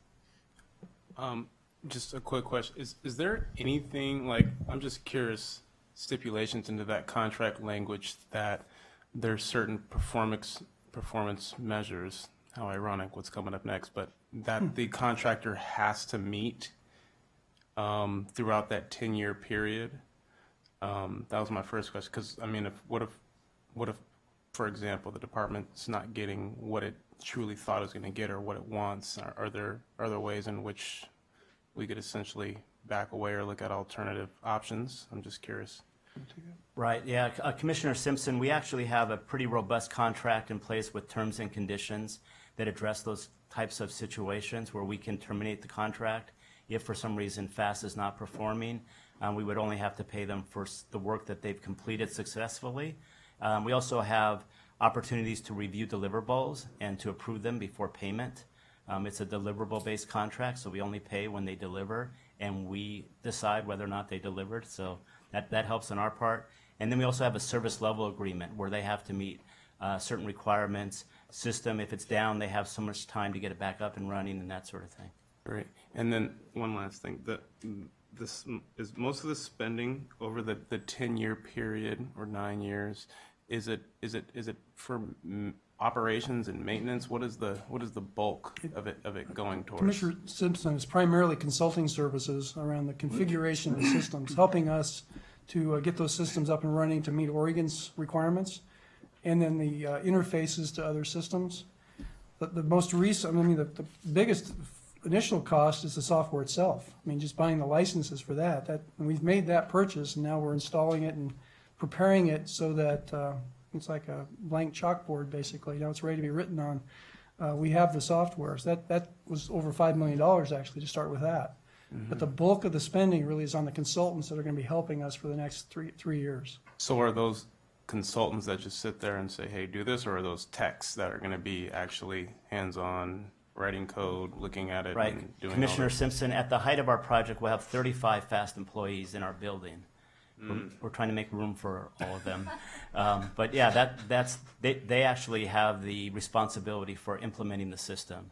In our contract, there's lots of shalls. Thou shall do this and do that. And they have to do that work, or else they don't meet the requirements of the contract. So they're responsible for getting the system up and running, and we determine whether it meets our needs or not before we pay them. But it's their responsibility, although we're going to work with them, and we want our IS team to learn from them and to be mentored and have that knowledge transfer occur, so that in the future we can take over the system and support it as best we can ourselves, and not be tied to FAST in the future for that support and maintenance work. Great. That was it. Other questions or comments? Okay, thank you very much. Thanks. Next, we have a discussion about the key performance measures and performance management program. And I think this plays nicely into the discussions that we've been having about a strategic business plan as well. So, Mr. Case, I'll turn it over to you. Good afternoon, Madam Chair and Commissioners. It's my distinct pleasure to come and talk to you today about key performance measures. For the record, my name is Phil Case. I'm the Performance Management Chief here at ODOT. I plan on going into extreme detail on these 19 performance measures, but maybe I won't at this time. So what I'll do is thank you very much. I'll roll through these very quickly, and if you have any questions along the way, please feel free to ask. The packet's pretty thick. You got it. And so everything I'm going to talk about is in there. So a lot of detail. I yeah, very much appreciate that. absolutely. Thank you. So moving on, we have, as you can see, we have 19 legislatively approved key performance measures. I broke them out into the grid there with 11 that are on target, 8 off target, 9 have steady or improving performance, and 10 that have worsening performance. One thing I want to point out is these are a one-year snapshot. So there's not necessarily a trend in some of these cases.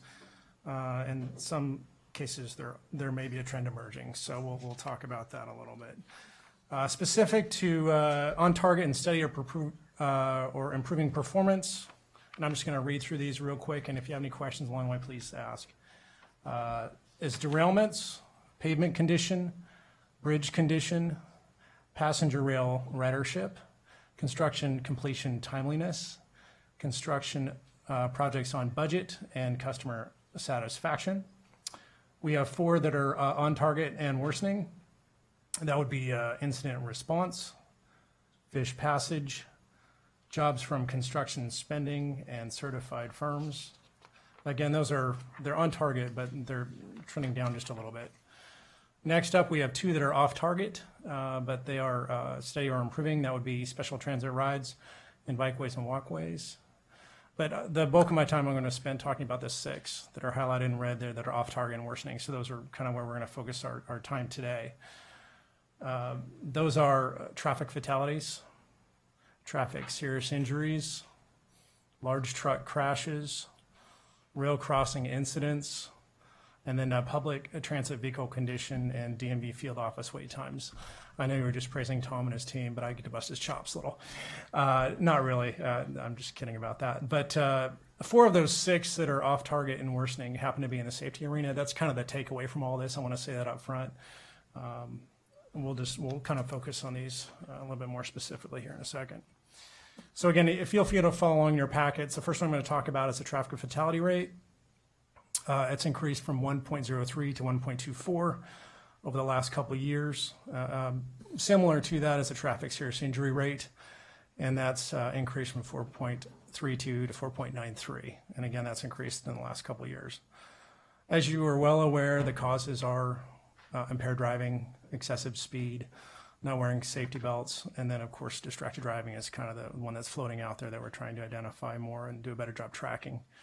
Some of the factors that are under consideration when it comes to these particular measures is the fact that there is an increase in impairment, the availability of traffic enforcement, as well as the response times of our emergency services. So And then as you get down and to a really low rate, it's more difficult to make a dramatic improvement. So that's another consideration as well. And then as far as actions undertaken to improve performance, that would be the strategic improvements, which have been well briefed on, to include median cable barriers, rumble strips, pedestrian crossings, and DMV's medically at-risk program. And so anyway, the bottom line is those two in particular are kind of heading the wrong direction. So there's an emphasis on that, and I'll let Transportation Safety Division talk more about those in the future. The one thing I will point out, or a couple things I will point out, is that our performance as far as the number of fatalities, although it's increasing in the past, that's across the nation. We're in line with the rest of the nation when it comes to that, unfortunately. I will say though that this year so far we're 20% down year to date. So let's keep that going. Also, not a particularly good thing, but drivers aged 15 to 20 are slightly overrepresented in serious injury crashes. They're 14% of those crashes when they're only 6.9% of the drivers. So that's, in a nutshell, that's kind of where we're at with the fatalities and serious injuries.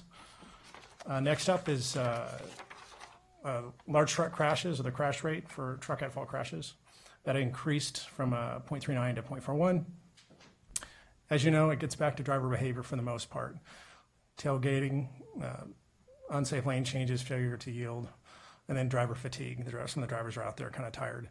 And I know that motor carriers talked quite a bit about this already, but they focus a lot on the driver to determine who may or may not be a safety risk. Obviously, some factors to consider are the qualifications and judgment of these folks. Traffic congestion is up, right?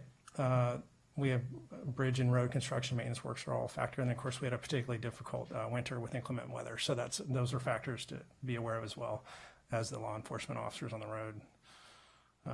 One thing I do want to point out though is that as you know, motor carrier does a great job inspecting drivers. They're #1 in the nation at it. In fact, their drivers out of service rate is 14.7%. That means that those unsafe drivers are taken off the road. The national average is 5.5%. So almost 3 times the number of drivers are taken off the road by our inspectors. So by far it's #1 in the nation. So they're doing their part. This is a crash rate we're talking about, but I will point out that there's the number of deaths related to truck crashes has dropped. In 2015 it was 55, and then 2016 it was 50. So it's slowly come down as far as that goes. So that's kind of where we're at with large truck crashes. And again, I'll defer to motor carrier to talk more about that in the future. Is this trend similar to what you're seeing nationally as well? As far as large truck crashes, yes. I don't have the answer to that for Okay, sure. no I'll get problem. back to you and let you know. But there is an increase in VMT for all trucks. So I think it's in here is how we compare in one of the one-pagers, so I can refer to that in a minute. The rail crossing incidents, again, another safety-related one, and that is the number of highway railroad at grade crossing incidents.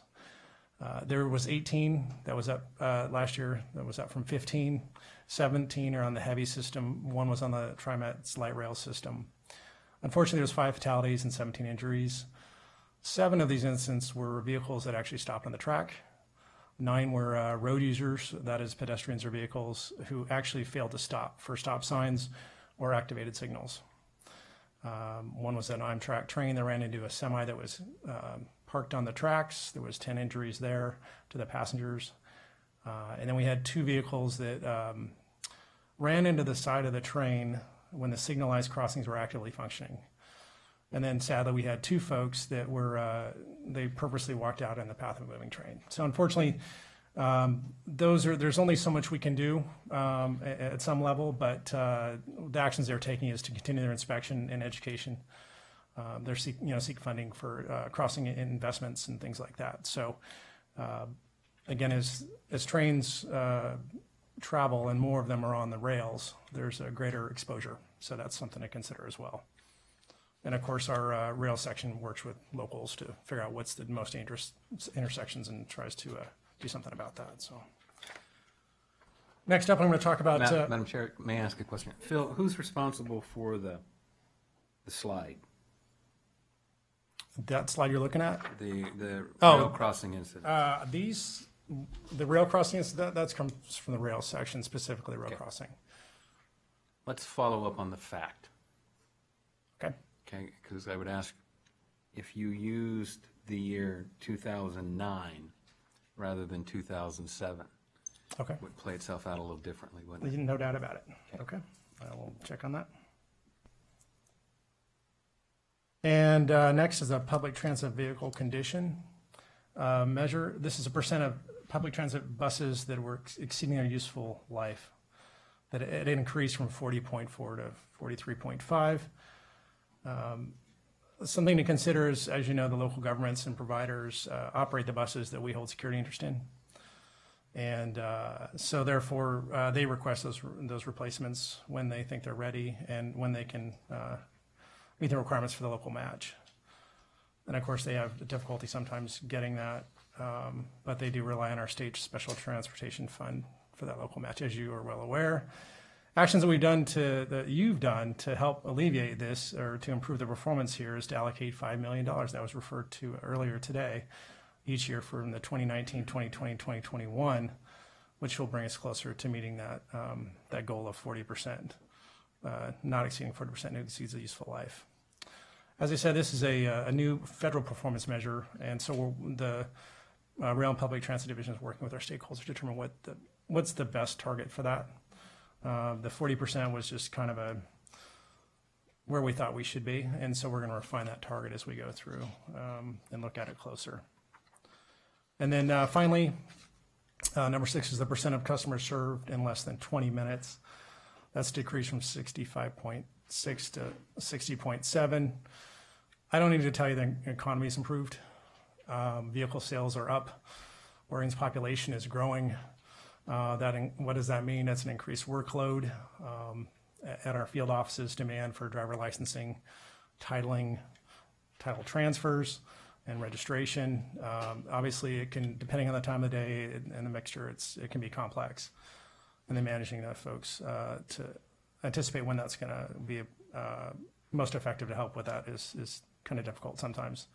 But they're installing self-service kiosks, and of course, they talked a little bit about the improving business processes. So that, along with the service transformation program, we anticipate that the need for in-person visits will decrease.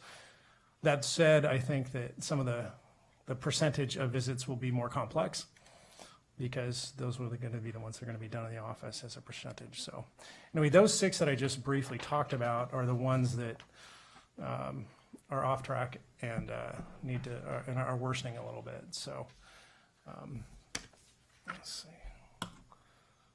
You've seen this slide before. I'll cover it. Basically, we have the different sets of performance measures: legislative, the 19 that we talked about, federal performance measures, which they rolled out in the last couple of years, and the core performance measures. Those, to tie into the management recommendations, are the measures that we're going to use to identify what solutions and outcomes we need to reach to meet the mission, vision, goals, and things like that. So I'll just kind of leave it at that because I'm a little bit short on time. In a nutshell, just a reminder, we have the performance management leadership team, which is going to be interacting with our consultants to determine what the key performance measures are, the core performance measures are as we work through this process. I invite everyone to go to the website to get more information on our performance. Overall, performance remains relatively high, but I would say there is no finish line. Thank you for your time. Any questions? So when you have a section that is showing up as a target that's worsening, what type of interaction and strategy, how does the strategy get created to try to navigate getting that back on track?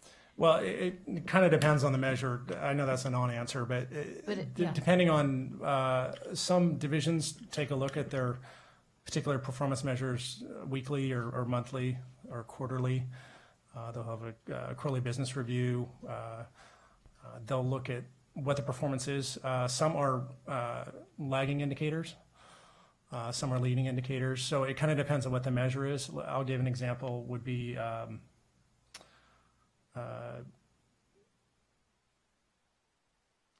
traffic fatalities. That's certainly a lagging measure, right? And so we can look back and say, hey, what were some of the causes of it? How can we anticipate, and what are we going to do in the future to do things about that? Obviously, they know that that's part of their the requirement and as far as accountability and transparency to report these performance measures. So it kind of depends on what the specific measure is and what actions are taken. And that's handled within the divisions for the most part. When I get a declining performance, I expect, and as you can see from the one-pagers, I need the context, because we need to understand what it is that's going on. How do we compare to say, hey, this is our target and we missed it? That's kind of a subjective. So we need to know how we compare to other states. What have we done? What are the factors involved? And so all that's kind of laid out in the package, as you know. But that's kind of where we go from there. And then we'll also refine some of our performance measures as well, depending on what the needs are and how technology changes to measure things, or do we have new tools out there that allow us to measure a higher level outcome, or maybe a more detailed level outcome, depending on what it is. There, please. So a little bit to follow up with Chair Boehne, are these truly key performance measures? And I think that will lead us into our follow-on discussion over the next several years to develop truly key performance measures, because leading or lagging and data is great. What do you do with it? How do you make it better? How do we reduce traffic fatalities? Because that's really the goal. It's not to report on them. Right. The goal is to reduce them. And so I think as we look at key performance measures on into the future, because you were handed these, you get to report on these, but really it's what do we do with that data? How do we make it better? How do we make ODOT better? How do we make our streets safer for Oregon? And that's that nexus you want to generate with staff that works on this and makes it better. Again, one thing to report just a bunch of numbers, right, but what do you do with it? Right. So I think, and I don't have an answer. I'm not sure you have an answer today, because you probably don't. It's not all things you control. But really, I think that's the nexus and some of those next steps and some of the things that we're working on, directed or otherwise by House Bill 2017. I think that's something that we would want to work on and continue to make things better. Right. So that's, I guess, a statement. Thank you. Please. Well, I just wanted to comment that as part of this performance presentation, I understand your daughter teed you up to tell us a joke, and I'm disappointed you didn't have the courage to perform. I was short on time, Commissioner. Okay. Why did the scientist put a door knocker on his door? Because he wanted to win the Nobel Prize. I love my kids. I had to do it. Oh, well done. Yes. Good for you. And it's captured on video. That's so right. You'll be It's on the record. Yes, right. It's on the record. Well done. Okay. Well, then, so now you've set up precedent for your next presentation when you're in front of us, so we'll look forward to the next joke as well. Yes. Well, do we have other comments on the performance measures? Okay. Thank you very much. Very important role for you in the coming days as well. Okay. Next, we have a discussion on a presentation on the development of the draft Oregon Freight Plan Amendment and request approval to release the plan amendment for public comment. Gentlemen, good to see you both. Mr. Havig, am I turning it to you? Yes, Madam Chair. Thank you very much. For the record, Eric Havig, the Planning Section Manager, and co-presenting with me, Scott Turnoy, Freight Planning Program Manager. Good to see you. And no, we did not get any jokes from our children to do, so we have no dog and pony show for you. And make it quick, will you? Well, we are. We were also instructed to go through this really quickly, so yes.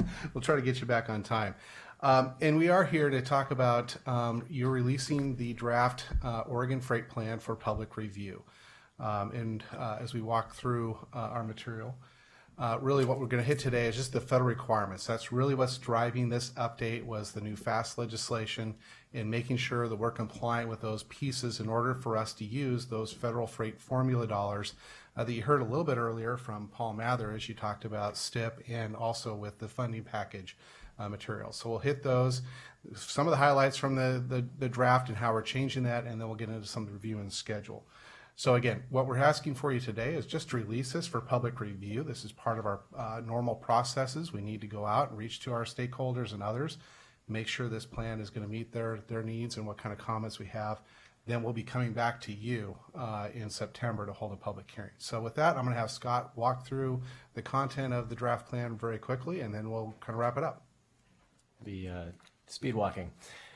So process review and some of the federal context, as Eric alluded to, the FAST Act contains 10 planning requirements that state freight plans must comply with.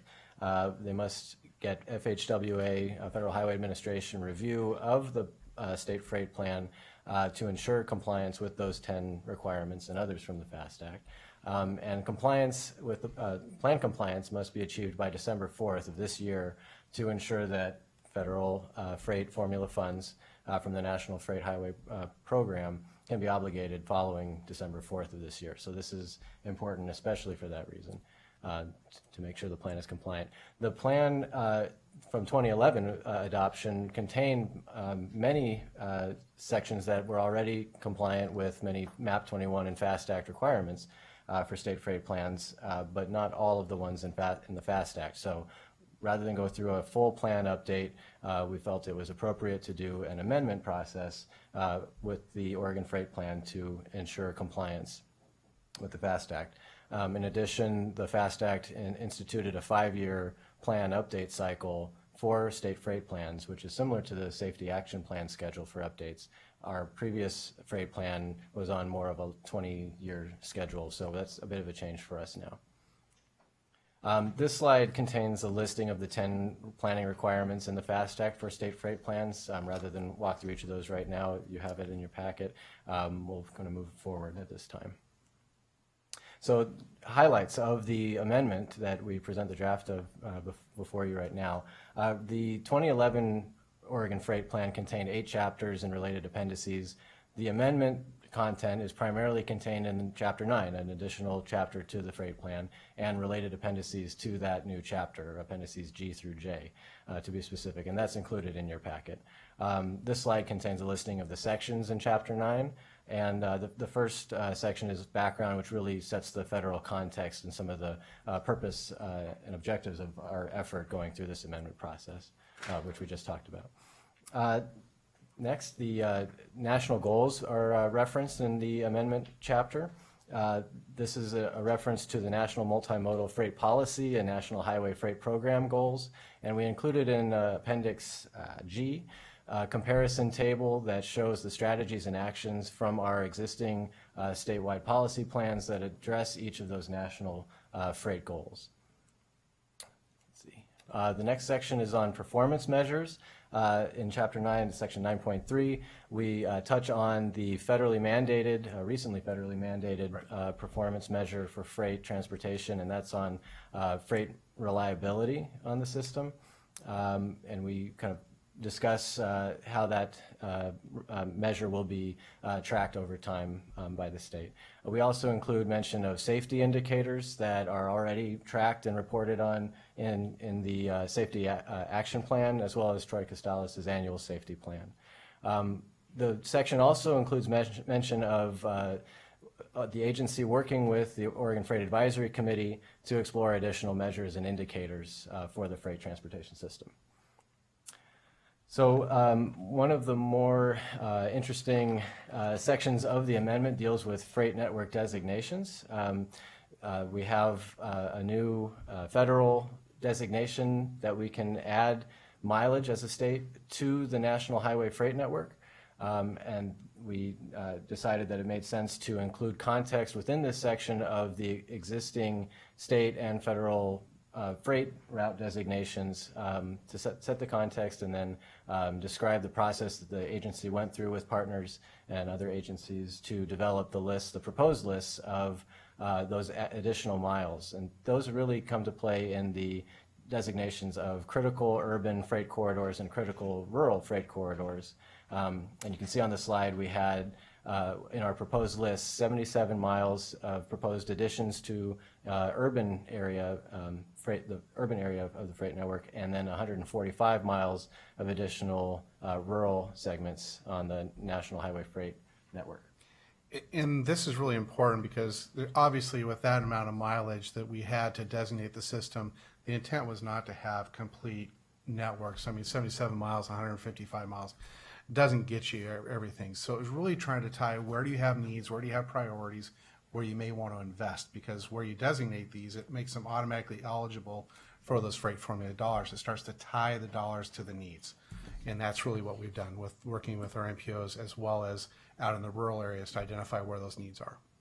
And I would just add that these new designations do not add any further constraints on, for instance, the design of those segments. The existing state and federal and local designations remain as is. This purely, as Eric just mentioned, provides eligibility to these freight funds. I gather the 77 miles and 145 miles were imposed by FHWA. How did they determine those numbers? Commissioner Lohman, in the statute that created the National Freight Network, they designated how many miles each state had, which was based upon our interstate miles, and then we were given a percentage of that was applied to urban and a percentage to rural. And you can, it may be hard to see on the map on the slide, but the map shows the current National Highway Freight Network within Oregon. It's primarily the interstate system and some key intermodal connectors for freight. And so the urban miles allocated to Oregon to add was based on 10%, about 10% of those interstate miles, and the rural was about 20%. And then I would just add, oh, sorry, the question there. No question. I was just going to make a motion here. We're just moving this to the public, right? We have another crack at the apple here. Yes. Yeah. Right. So this is not the final iteration of this. And I'm just, whenever we're ready to go, I'm going to just make a motion that we move. You guys, Chair, if I may, before we do that, just to respect a letter that came in to Chair Boehne from our friends at Metro. So there was the conversation about the 77 miles for the critical urban freight corridors. 34.7 miles allotted to the Portland metropolitan area, and there were a couple corridors, I guess, that they suggest we may have missed. Can you just articulate and maybe share a little thought on this letter and share those thoughts with the Commission? Sure. Director Garrett, we did get that letter from the Metro Council. We sat down with the MPOs. There was no formula in the FAST legislation. It just says, here's how many miles you have. States, go work it out with your MPO partners. So we sat down with our MPO partners. We were talking about different ways to do this. And the MPOs themselves came up with the approach that they would like a target for each of the MPOs to achieve. They laid out some of the parameters and criteria that they felt was appropriate for us to use. Staff used that. We went and created that, sent that out to say, here's where your target would be. We didn't get any comment on that, so that was what we assumed each of the MPOs was ready to move forward with. And then every MPO worked with their regional office just to make sure we were tying important things from the state system and the state transportation for freight with local freight to try to designate as many miles as they could. Everybody would have loved to have more miles in their system. Example, I'm sure, City of Bend, which has US 97, arguably one of our more important strategic freight corridors. We can't designate the entire segment of US 97. There's not enough miles to go around. They had to pick and choose where do they have the highest priority projects to start from. And this is not static. We can move those miles as we complete projects or as we come up with other needs to other locations as we move forward. What kind of a process does that look like? It's very similar, our Chair Boehne, it's very similar to how we work with FHWA for the functional classification system. We can just work with our local division office, say we need to move some miles and redesignate, and we just work with them to make the change and they approve it. So would that be a possibility for the metro region to be able to address some of the challenges that are raised in their letter? They can definitely move those miles however they see fit. It just has to stay within the total. Okay. We can't magically make more miles available. Very good. Okay, but there's a process in place by which they can be able to get to their goals. Absolutely, we can help them through that. Great. And if I might add, in future iterations of this plan, we have the ability to add up to 3% or so. The FAST Act allows for additional miles over time added to this critical rural and critical urban freight corridor network. Right. Please. As you bring this back to us after this public comment, I hope will be some discussion about what the impact on others might be if we did add the mileage that Metro is asking, because obviously it's a zero-sum game, and somebody loses if they gain, and I think that may be another tough choice we have to make. But it shouldn't be made in the abstract. So the question before us, I believe that Mr. Oh, please. Chair Boehne, there is one more slide I do want to hit. I know you want to rush through this, and that's really on the investment plan. And so that is a new requirement that's contained in the FAST legislation that none of our other policy plans have had to do. We now need to have a list of priority projects of where we're going to spend those freight formula dollars contained in the plan for a 5-year period. So I really call attention to this because what is in your materials is our draft, and that was done with the understanding where we were at the time with the transportation funding package and what those potential projects would be. Now that we have a final bill, not sent yet by the governor, and what you heard from Paul Mather earlier today, we're going to need to amend this investment strategy to be more in line now with the current funding bill. So while this is going to be out for public review and comment, I will just say I know that section is wrong and it has to be updated. There was just not time to try to tie all those pieces together, but wanted to be upfront and honest with you about where we're at in that public process. So as we put this out for comment, will that be noted in a really highlighted fashion so that we don't end up with a lot of comments pointing out what Absolutely. We will definitely call attention to that. And to the committee members and our key stakeholders, certainly would be critical to reach them. Yeah. Please. Well, and I just want to mention, this is new. And when we developed the freight plan, we advertently didn't put projects in because we felt we needed some flexibility into the future. So this is a kind of change of approach. Mm-hmm. Please.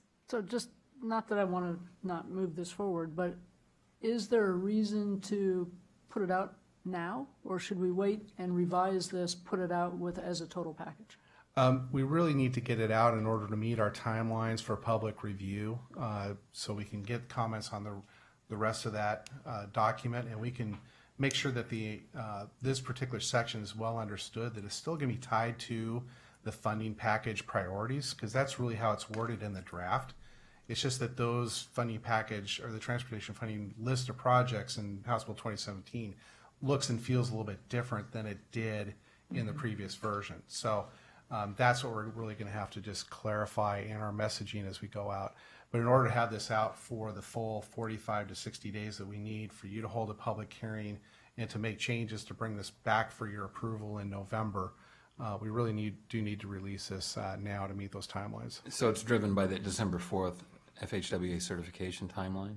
Yes, which is really driven by the November 17th date for the OTC, because we have to have that approval in November. Otherwise, we run the risk of not being able to obligate those dollars.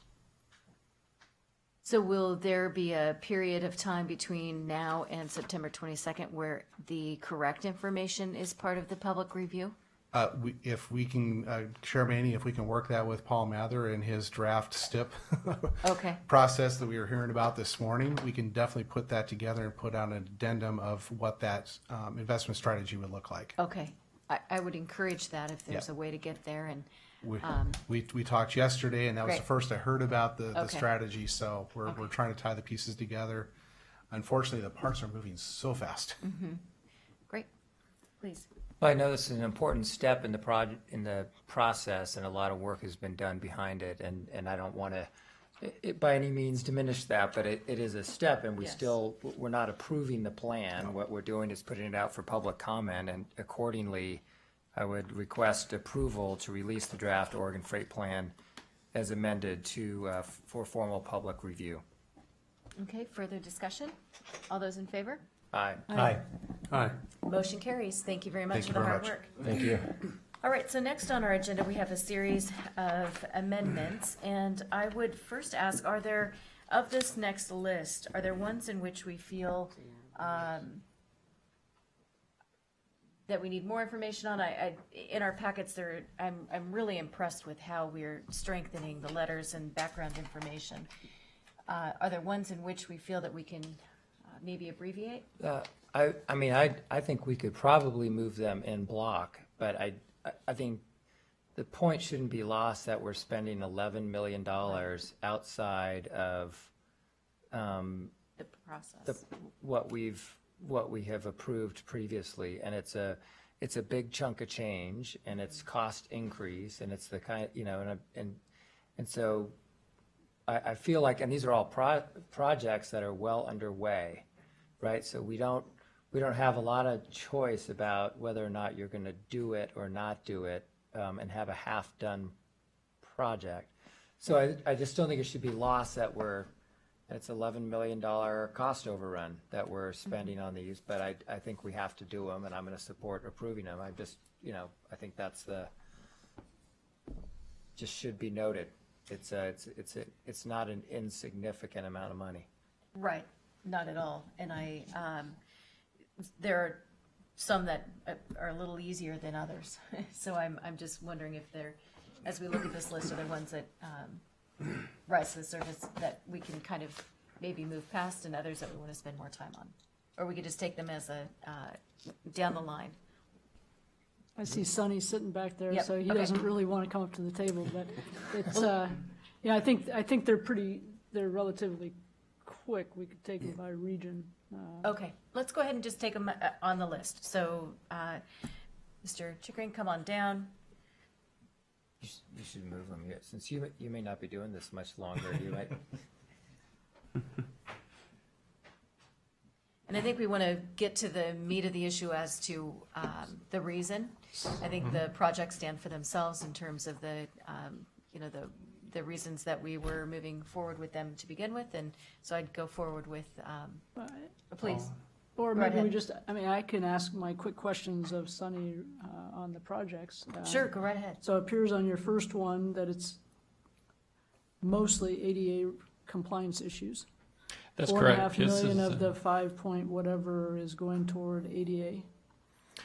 That's correct. This is a preservation project going through an urban area.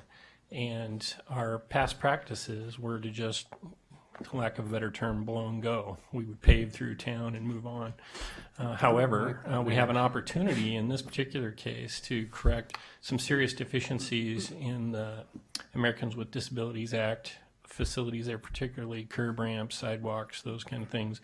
And in fact, what led to a lot of the cost was the crosswalk slope. So if you move across Highway 99, it's too steep going up and it's too steep coming down, which means in some cases we need to remove the center of the roadway more than 7 inches. Once we do that, we no longer have sufficient structural capacity to hold the truck traffic on that highway. So essentially we have to dig down 4 feet and start over. So that's where the bulk of the costs come from. And from there, there's some cascading costs that go along with that. Right. I would move that we approve the amendment to the 2015-18 statewide transportation improvement program to increase funding for Oregon 99 West, Hoffman Road to Monmouth South City Limits project. Okay, further discussion. Other comments or questions? Okay, all those in favor? Aye. Aye. Aye. Okay. That's an I too, but soft I. Okay, See, please. A soft I. Oh, On the second one, Sonny, correct me if I'm wrong, but it looks like the primary issue was poor soil conditions that were unknown originally, and I find that hard to believe. So is it because we just didn't look for it? Typically, you've all told us when you combine projects, we're going to save money. And on this one, we're combining projects and adding $3 million or... That's correct, Commissioner Brown. You're correct. As it states in the letter, there were poor soil conditions that were identified that were not known during the scoping process, so we had not done our geotechnical investigations. There was assumptions made based on past experience in the area, along the river, et cetera, but at this particular location, they discovered some unexpected conditions that made the seismic design, the structural design of the bridges more expensive. There is cost savings associated with combining the 6 separate projects into one. You're only letting and administering one contract. You'll have one inspection crew on all 6 bridges. They'll all be done concurrently. So we will recoup some savings, if you will, by combining the projects. but that's correct. So there wasn't a geo report done? So when we do the scoping, as we've gone through the STIP process, you've probably noticed we're adding projects out many years in advance. We're creating 150% lists that are then examined and brought down to 100% lists. When we go out and do that scoping of the 150% lists, we don't go specifically to every bridge location and expend the money, don't have the time necessarily to go out and do all geotechnical investigations at every single bridge location. So in many cases, we're making assumptions based, as I said, on past practice, our understanding of the soil conditions on nearby projects, things like that. And every once in a while, we get caught like this. But in the scope of the entire bridge program, this increase is small, yet significant. So when we decide that we're now going to go to construction, we don't go back and make sure that that project as a whole has all of the pieces that are necessary in order to make sure that at the end of the day, the project is viable and we have enough money to be able to complete it. And that's why we're here today, Chair Boehne, is we have started the project. Since that time, we have done the geotechnical investigation. We now know for sure what those conditions are. We've designed the solution for the problem and determined that we require additional funding to complete the bridges as originally intended. So we're coming to you today to ask for that additional increment of funding. But we've already let the contract and started. No, we have We haven't not. let the contract. Okay, very good. Thank you. I was confused for a second. Okay, thank you. It's just weird to me if a bridge replacement, which is just, there's just certain load capacities that a geotech wouldn't be required or just part of the standard practice of investigating, given the fact that this project is heavily dependent on the stability of the soil. And I'm just curious about how do we plan, or how do we prepare, or what policies we need to have in place to ensure that these types of situations don't happen again? I mean, I would assume that the geotech report wouldn't cost as much as what this overrun is, and so that's just my concern. And Commissioner Simpson, the ultimate expense would have been the same. Had we done the geotechnical investigation in the beginning or when we did it, the ultimate cost of the project would not have changed because those soil conditions haven't changed. Either time we did the drilling, we would have found the same information. It's really a risk assessment that we go through. How much risk in our scoping are we willing to take? If we're right 85% of the time based on this test scoping, if you will, or a site visit without actual geotechnical boring, is that sufficient so that these type of changes to the project budget are infrequent enough? And really that's, I guess, a question of your comfort level as well as ours. So I wasn't going to speak till you said that. And I think our scoping really needs to be tightened up. I don't see that as a risk. Yes, we might be spending the same amount of money. You wouldn't be here. We wouldn't be having this kind of conversation if we did a better job up front. So I, again, wasn't going to say anything till you said that. Thank you. Mm-hmm. And I do think our scoping needs to be tightened up. So that's an opportunity for us to assist in making sure that we have those policies in place. Key performance measures. Yes, exactly. Yes.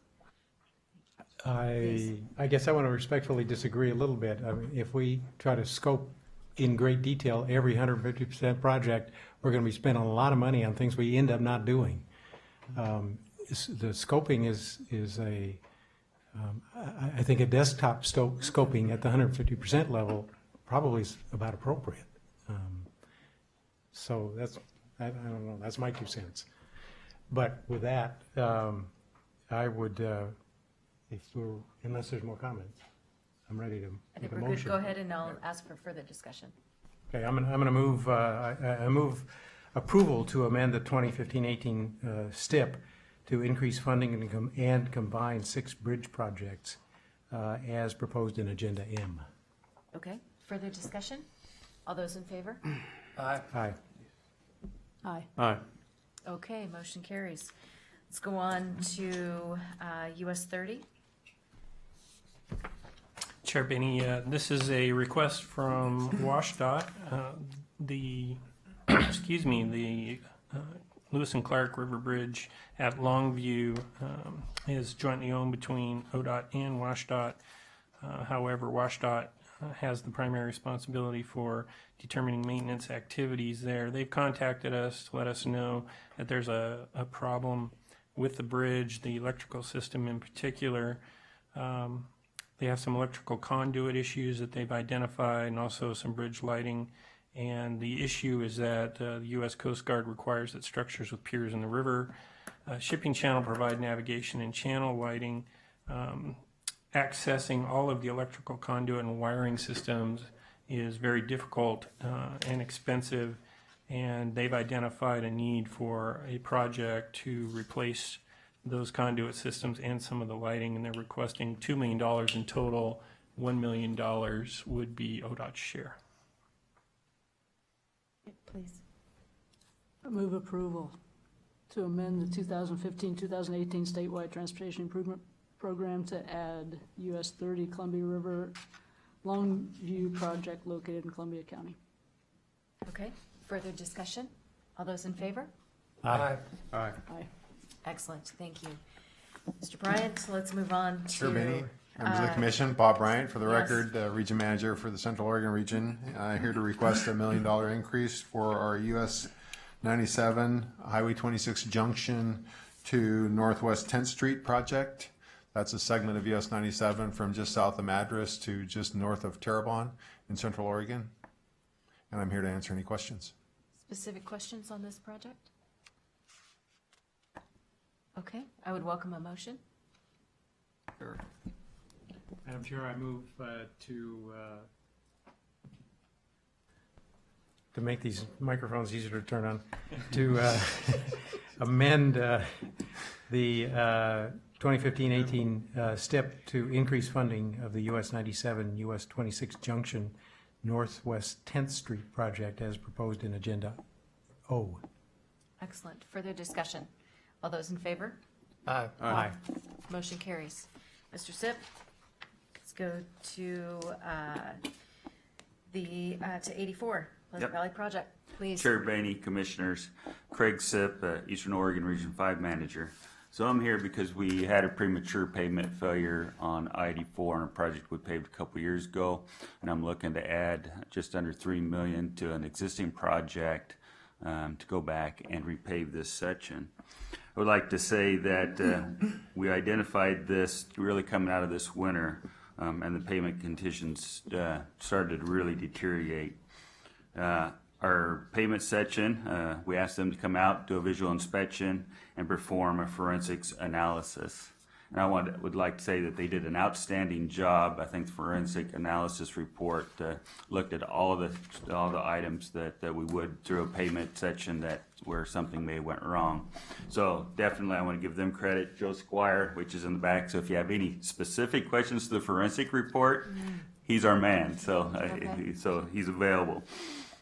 We completed the forensic analysis, and it was completed June 19th. And from that, we basically came to the conclusion, two primary reasons for the failure. One was the fines to asphaltic binder ratio, which basically means that there was too much, they call dust, but it's P200. It's really fine that's produced during the rock production during our pavements. Second was a bond failure in certain areas where we had potholes between when we did the grind out and put the pavement down was the two failures. So what we're going to do moving forward, the added quality control measures that will be taken is we'll grind 2.5 inches out to make sure that we get a good bond to the underlayer below it.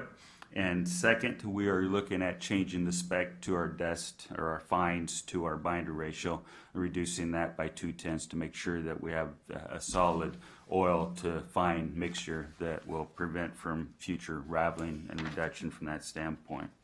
Also, to better control the paving, the quality, the project manager, the construction project manager has engaged mobility, and we worked with them so that we can do most of this additional work during the daylight, which will definitely allow for better inspection throughout the process at this point moving forward. So together with the changes of the MIC design, inspection staffing, I think that we can ensure the highest quality of product moving forward. So, any questions? No. Well, yes. Do we also turned it off? Take this as an opportunity to share among the other regions in terms of lessons learned and kind of what was unveiled. This will be a good case study, Okay. Chair Bainey, and definitely working with our construction section with Joe Squire to share it among all the construction crews is something that we can definitely focus on. The specific is really kind of attributed to the contractor and to the plant, and the plant's ability to remove the fines, which is typically done through a bag house operation to make sure that you don't have excess fines to the oil as part of that process. So, great, thank you. Please. So, and I appreciate this, and thank you very much for the detail. Probably more than you wanted to give, but I like that kind of stuff. Joe, it's nice to see Joe in the back. Nice to have him on this too. We've had a couple of these mixed design failures, and I appreciate that you say it's a contractor issue too, but how do we recoup our costs? Because if it's a contractor issue, they're culpable as well. Is there a way that we can do that, or do you think it is a mixed design and our fault? Commissioner Brown, in this case, we are pursuing legal options in regards to latent defects in regards to the contractor. So that will be ongoing. I can't tell you a whole lot more, but Joe's group and we'll be pursuing that. So, excellent. Other questions or comments? If not, I'd welcome a motion. Might be your last one, Dave. I move approval to amend the 2015-18 STIP to increase funding for the Interstate 84 Ensenada Pleasant Valley project. Okay. Further discussion? All those in favor? Aye. Aye. Motion carries. Gentlemen, thank you. And I know this is not a pleasant experience where we are in it.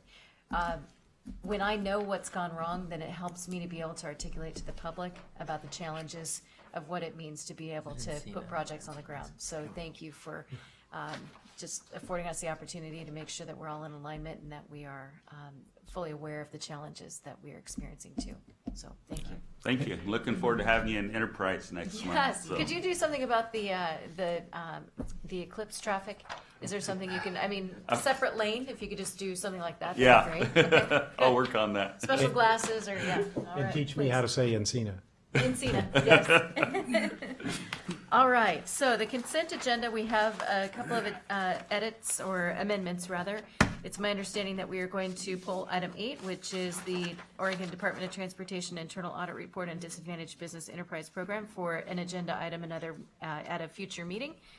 And we are also going to remove off consent and add to the full agenda for today, request approval on the ODOT intermodal program submission for August as well. Is that correct? I think that's correct, Madam Chair. We have Carol Cottingham who can come forward and share some thoughts on consent calendar number 5 as well. Excellent. So if there's nothing else to be amended with the consent agenda, I would welcome a motion, and then I would also ask Ms. Cottingham to join us for item 5. But I would welcome a...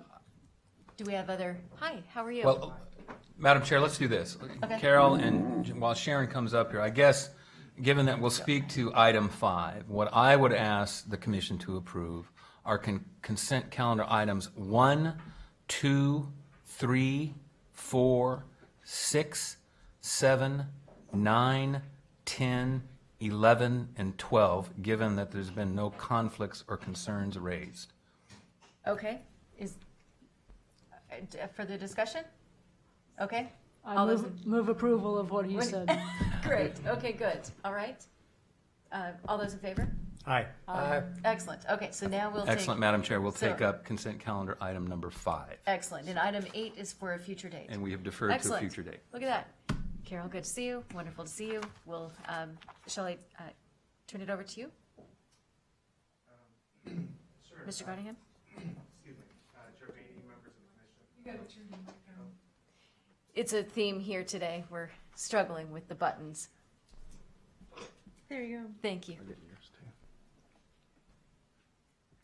Chair Bainey, members of the commission, my name is Carol Cottingham. I'm currently working on assignment in the director's office, but I spent the last several years working in the Office of Civil Rights and non-discrimination programs, both federal transit and federal highway funded programs. And I'm Sharon Coleman, the Intermodal Civil Rights Manager and the author of this Title VI program. Wonderful. So we're here to request approval of the 2017 ODOT Intermodal Title VI program. It's a federal requirement that adheres to the guidelines put forth by the FTA. And it does many things, including ensuring our commitment to non-discrimination and our roles and responsibilities, both between ODOT and FTA, as well as between ODOT and our subrecipients. Okay, excellent. Other comments? No? Okay. Do we have questions or thoughts?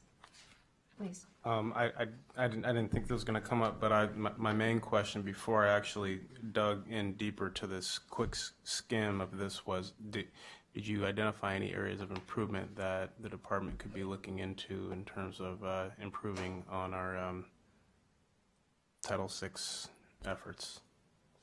Go ahead. I could try to answer that.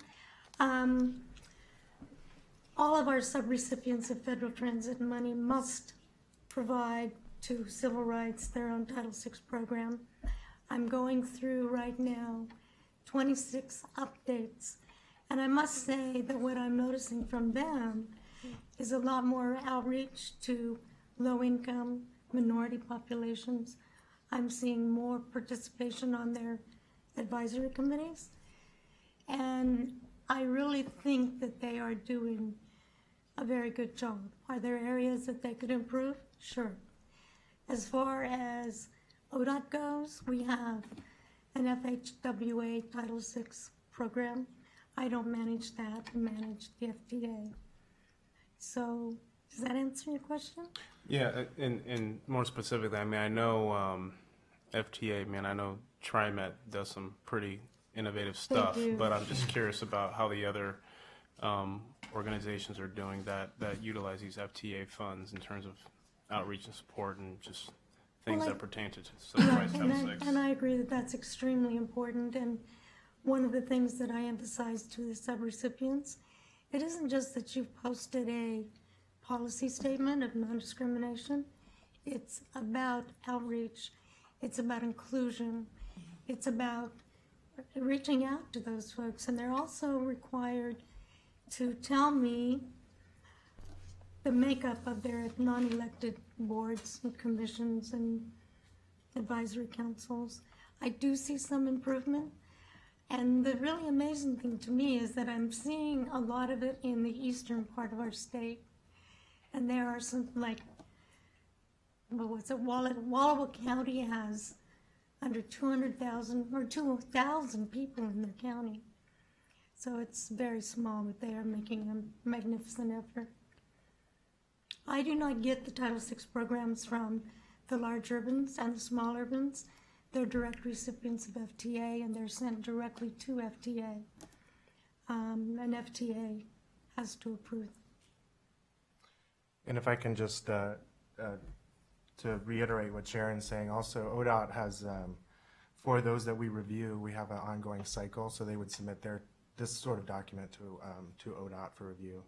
And over the last several years, we've really improved the way that we're providing both the oversight, but also technical support. As Sharon mentioned, the large providers such as TriMet or Chariots are direct recipients from FTA, although they get some funding through ODOT as well. But the smaller transit providers, they could have staff as small as one person. So a big piece of what ODOT Civil Rights has done is provide that support to fill in those technical gaps and help with these documents, other than just saying, oh, here's an FTA circular, find out what you're supposed to do. And one of the things I wanted to point out too is that Rail and Public Transit Division has hired a company contracted with them. They are a DBE. And they do site reviews and desk reviews of all of the subrecipients. I have a list of them that were reviewed during the current Title VI program period, and they have no findings. If I do have something that they question, I immediately work with them, make sure that they understand the rules, they understand what they need to do. So. And were from the 16 to 18 period, were there any complaints? No, there have been no lawsuits, complaints about Title VI and discrimination. I will get complaints, concerns about ADA from the transit providers, not from the transit providers, from the customers. And I also get a lot of questions from the transit managers about ADA for public transportation. And a lot of it is in regards to service animals. Yes, someone comes on board with a pit bull, and that's just fine, and the driver can ask 2 questions. Is this your service animal? What's it trained to do for you? And that's it. So, anyway, it's very interesting. Right. Other questions? I appreciate your work very much. Oh, and I think Thank you. that technical piece and support is critical, and it's kind of the intentional inclusion. It isn't just checking a box. Well, it is, and I mean, if I may say, Chair Bainey, it's like, this is the bureaucratic part of civil rights. But the real passion is making sure there is non-discrimination, that all people are treated equally, and that's very important. Yes, well, thank you very much. Thank you. I would welcome a motion. Madam Chair, I move approval of the ODOT Intermodal Title VI program for 1820. 1820. Thank you. Excellent. Further discussion? All those in favor? Aye. Aye. Okay, motion carries. Thank you both very much. Thank you very much. All right, is there anything else to come before the commission? I'd like to just say again, very proud of the efforts that it took with the agency to be able to provide the information and the response and the support for the legislature to pass House Bill 2017. I know that we will be thanking the Government Relations and Government Affairs group at another meeting, but just wanted to say again, hats off and thank you very much for the hard work. With that, we are adjourned. Absolutely. Hey, on time. Where's our performance measure? 4 minutes early. Oh my goodness.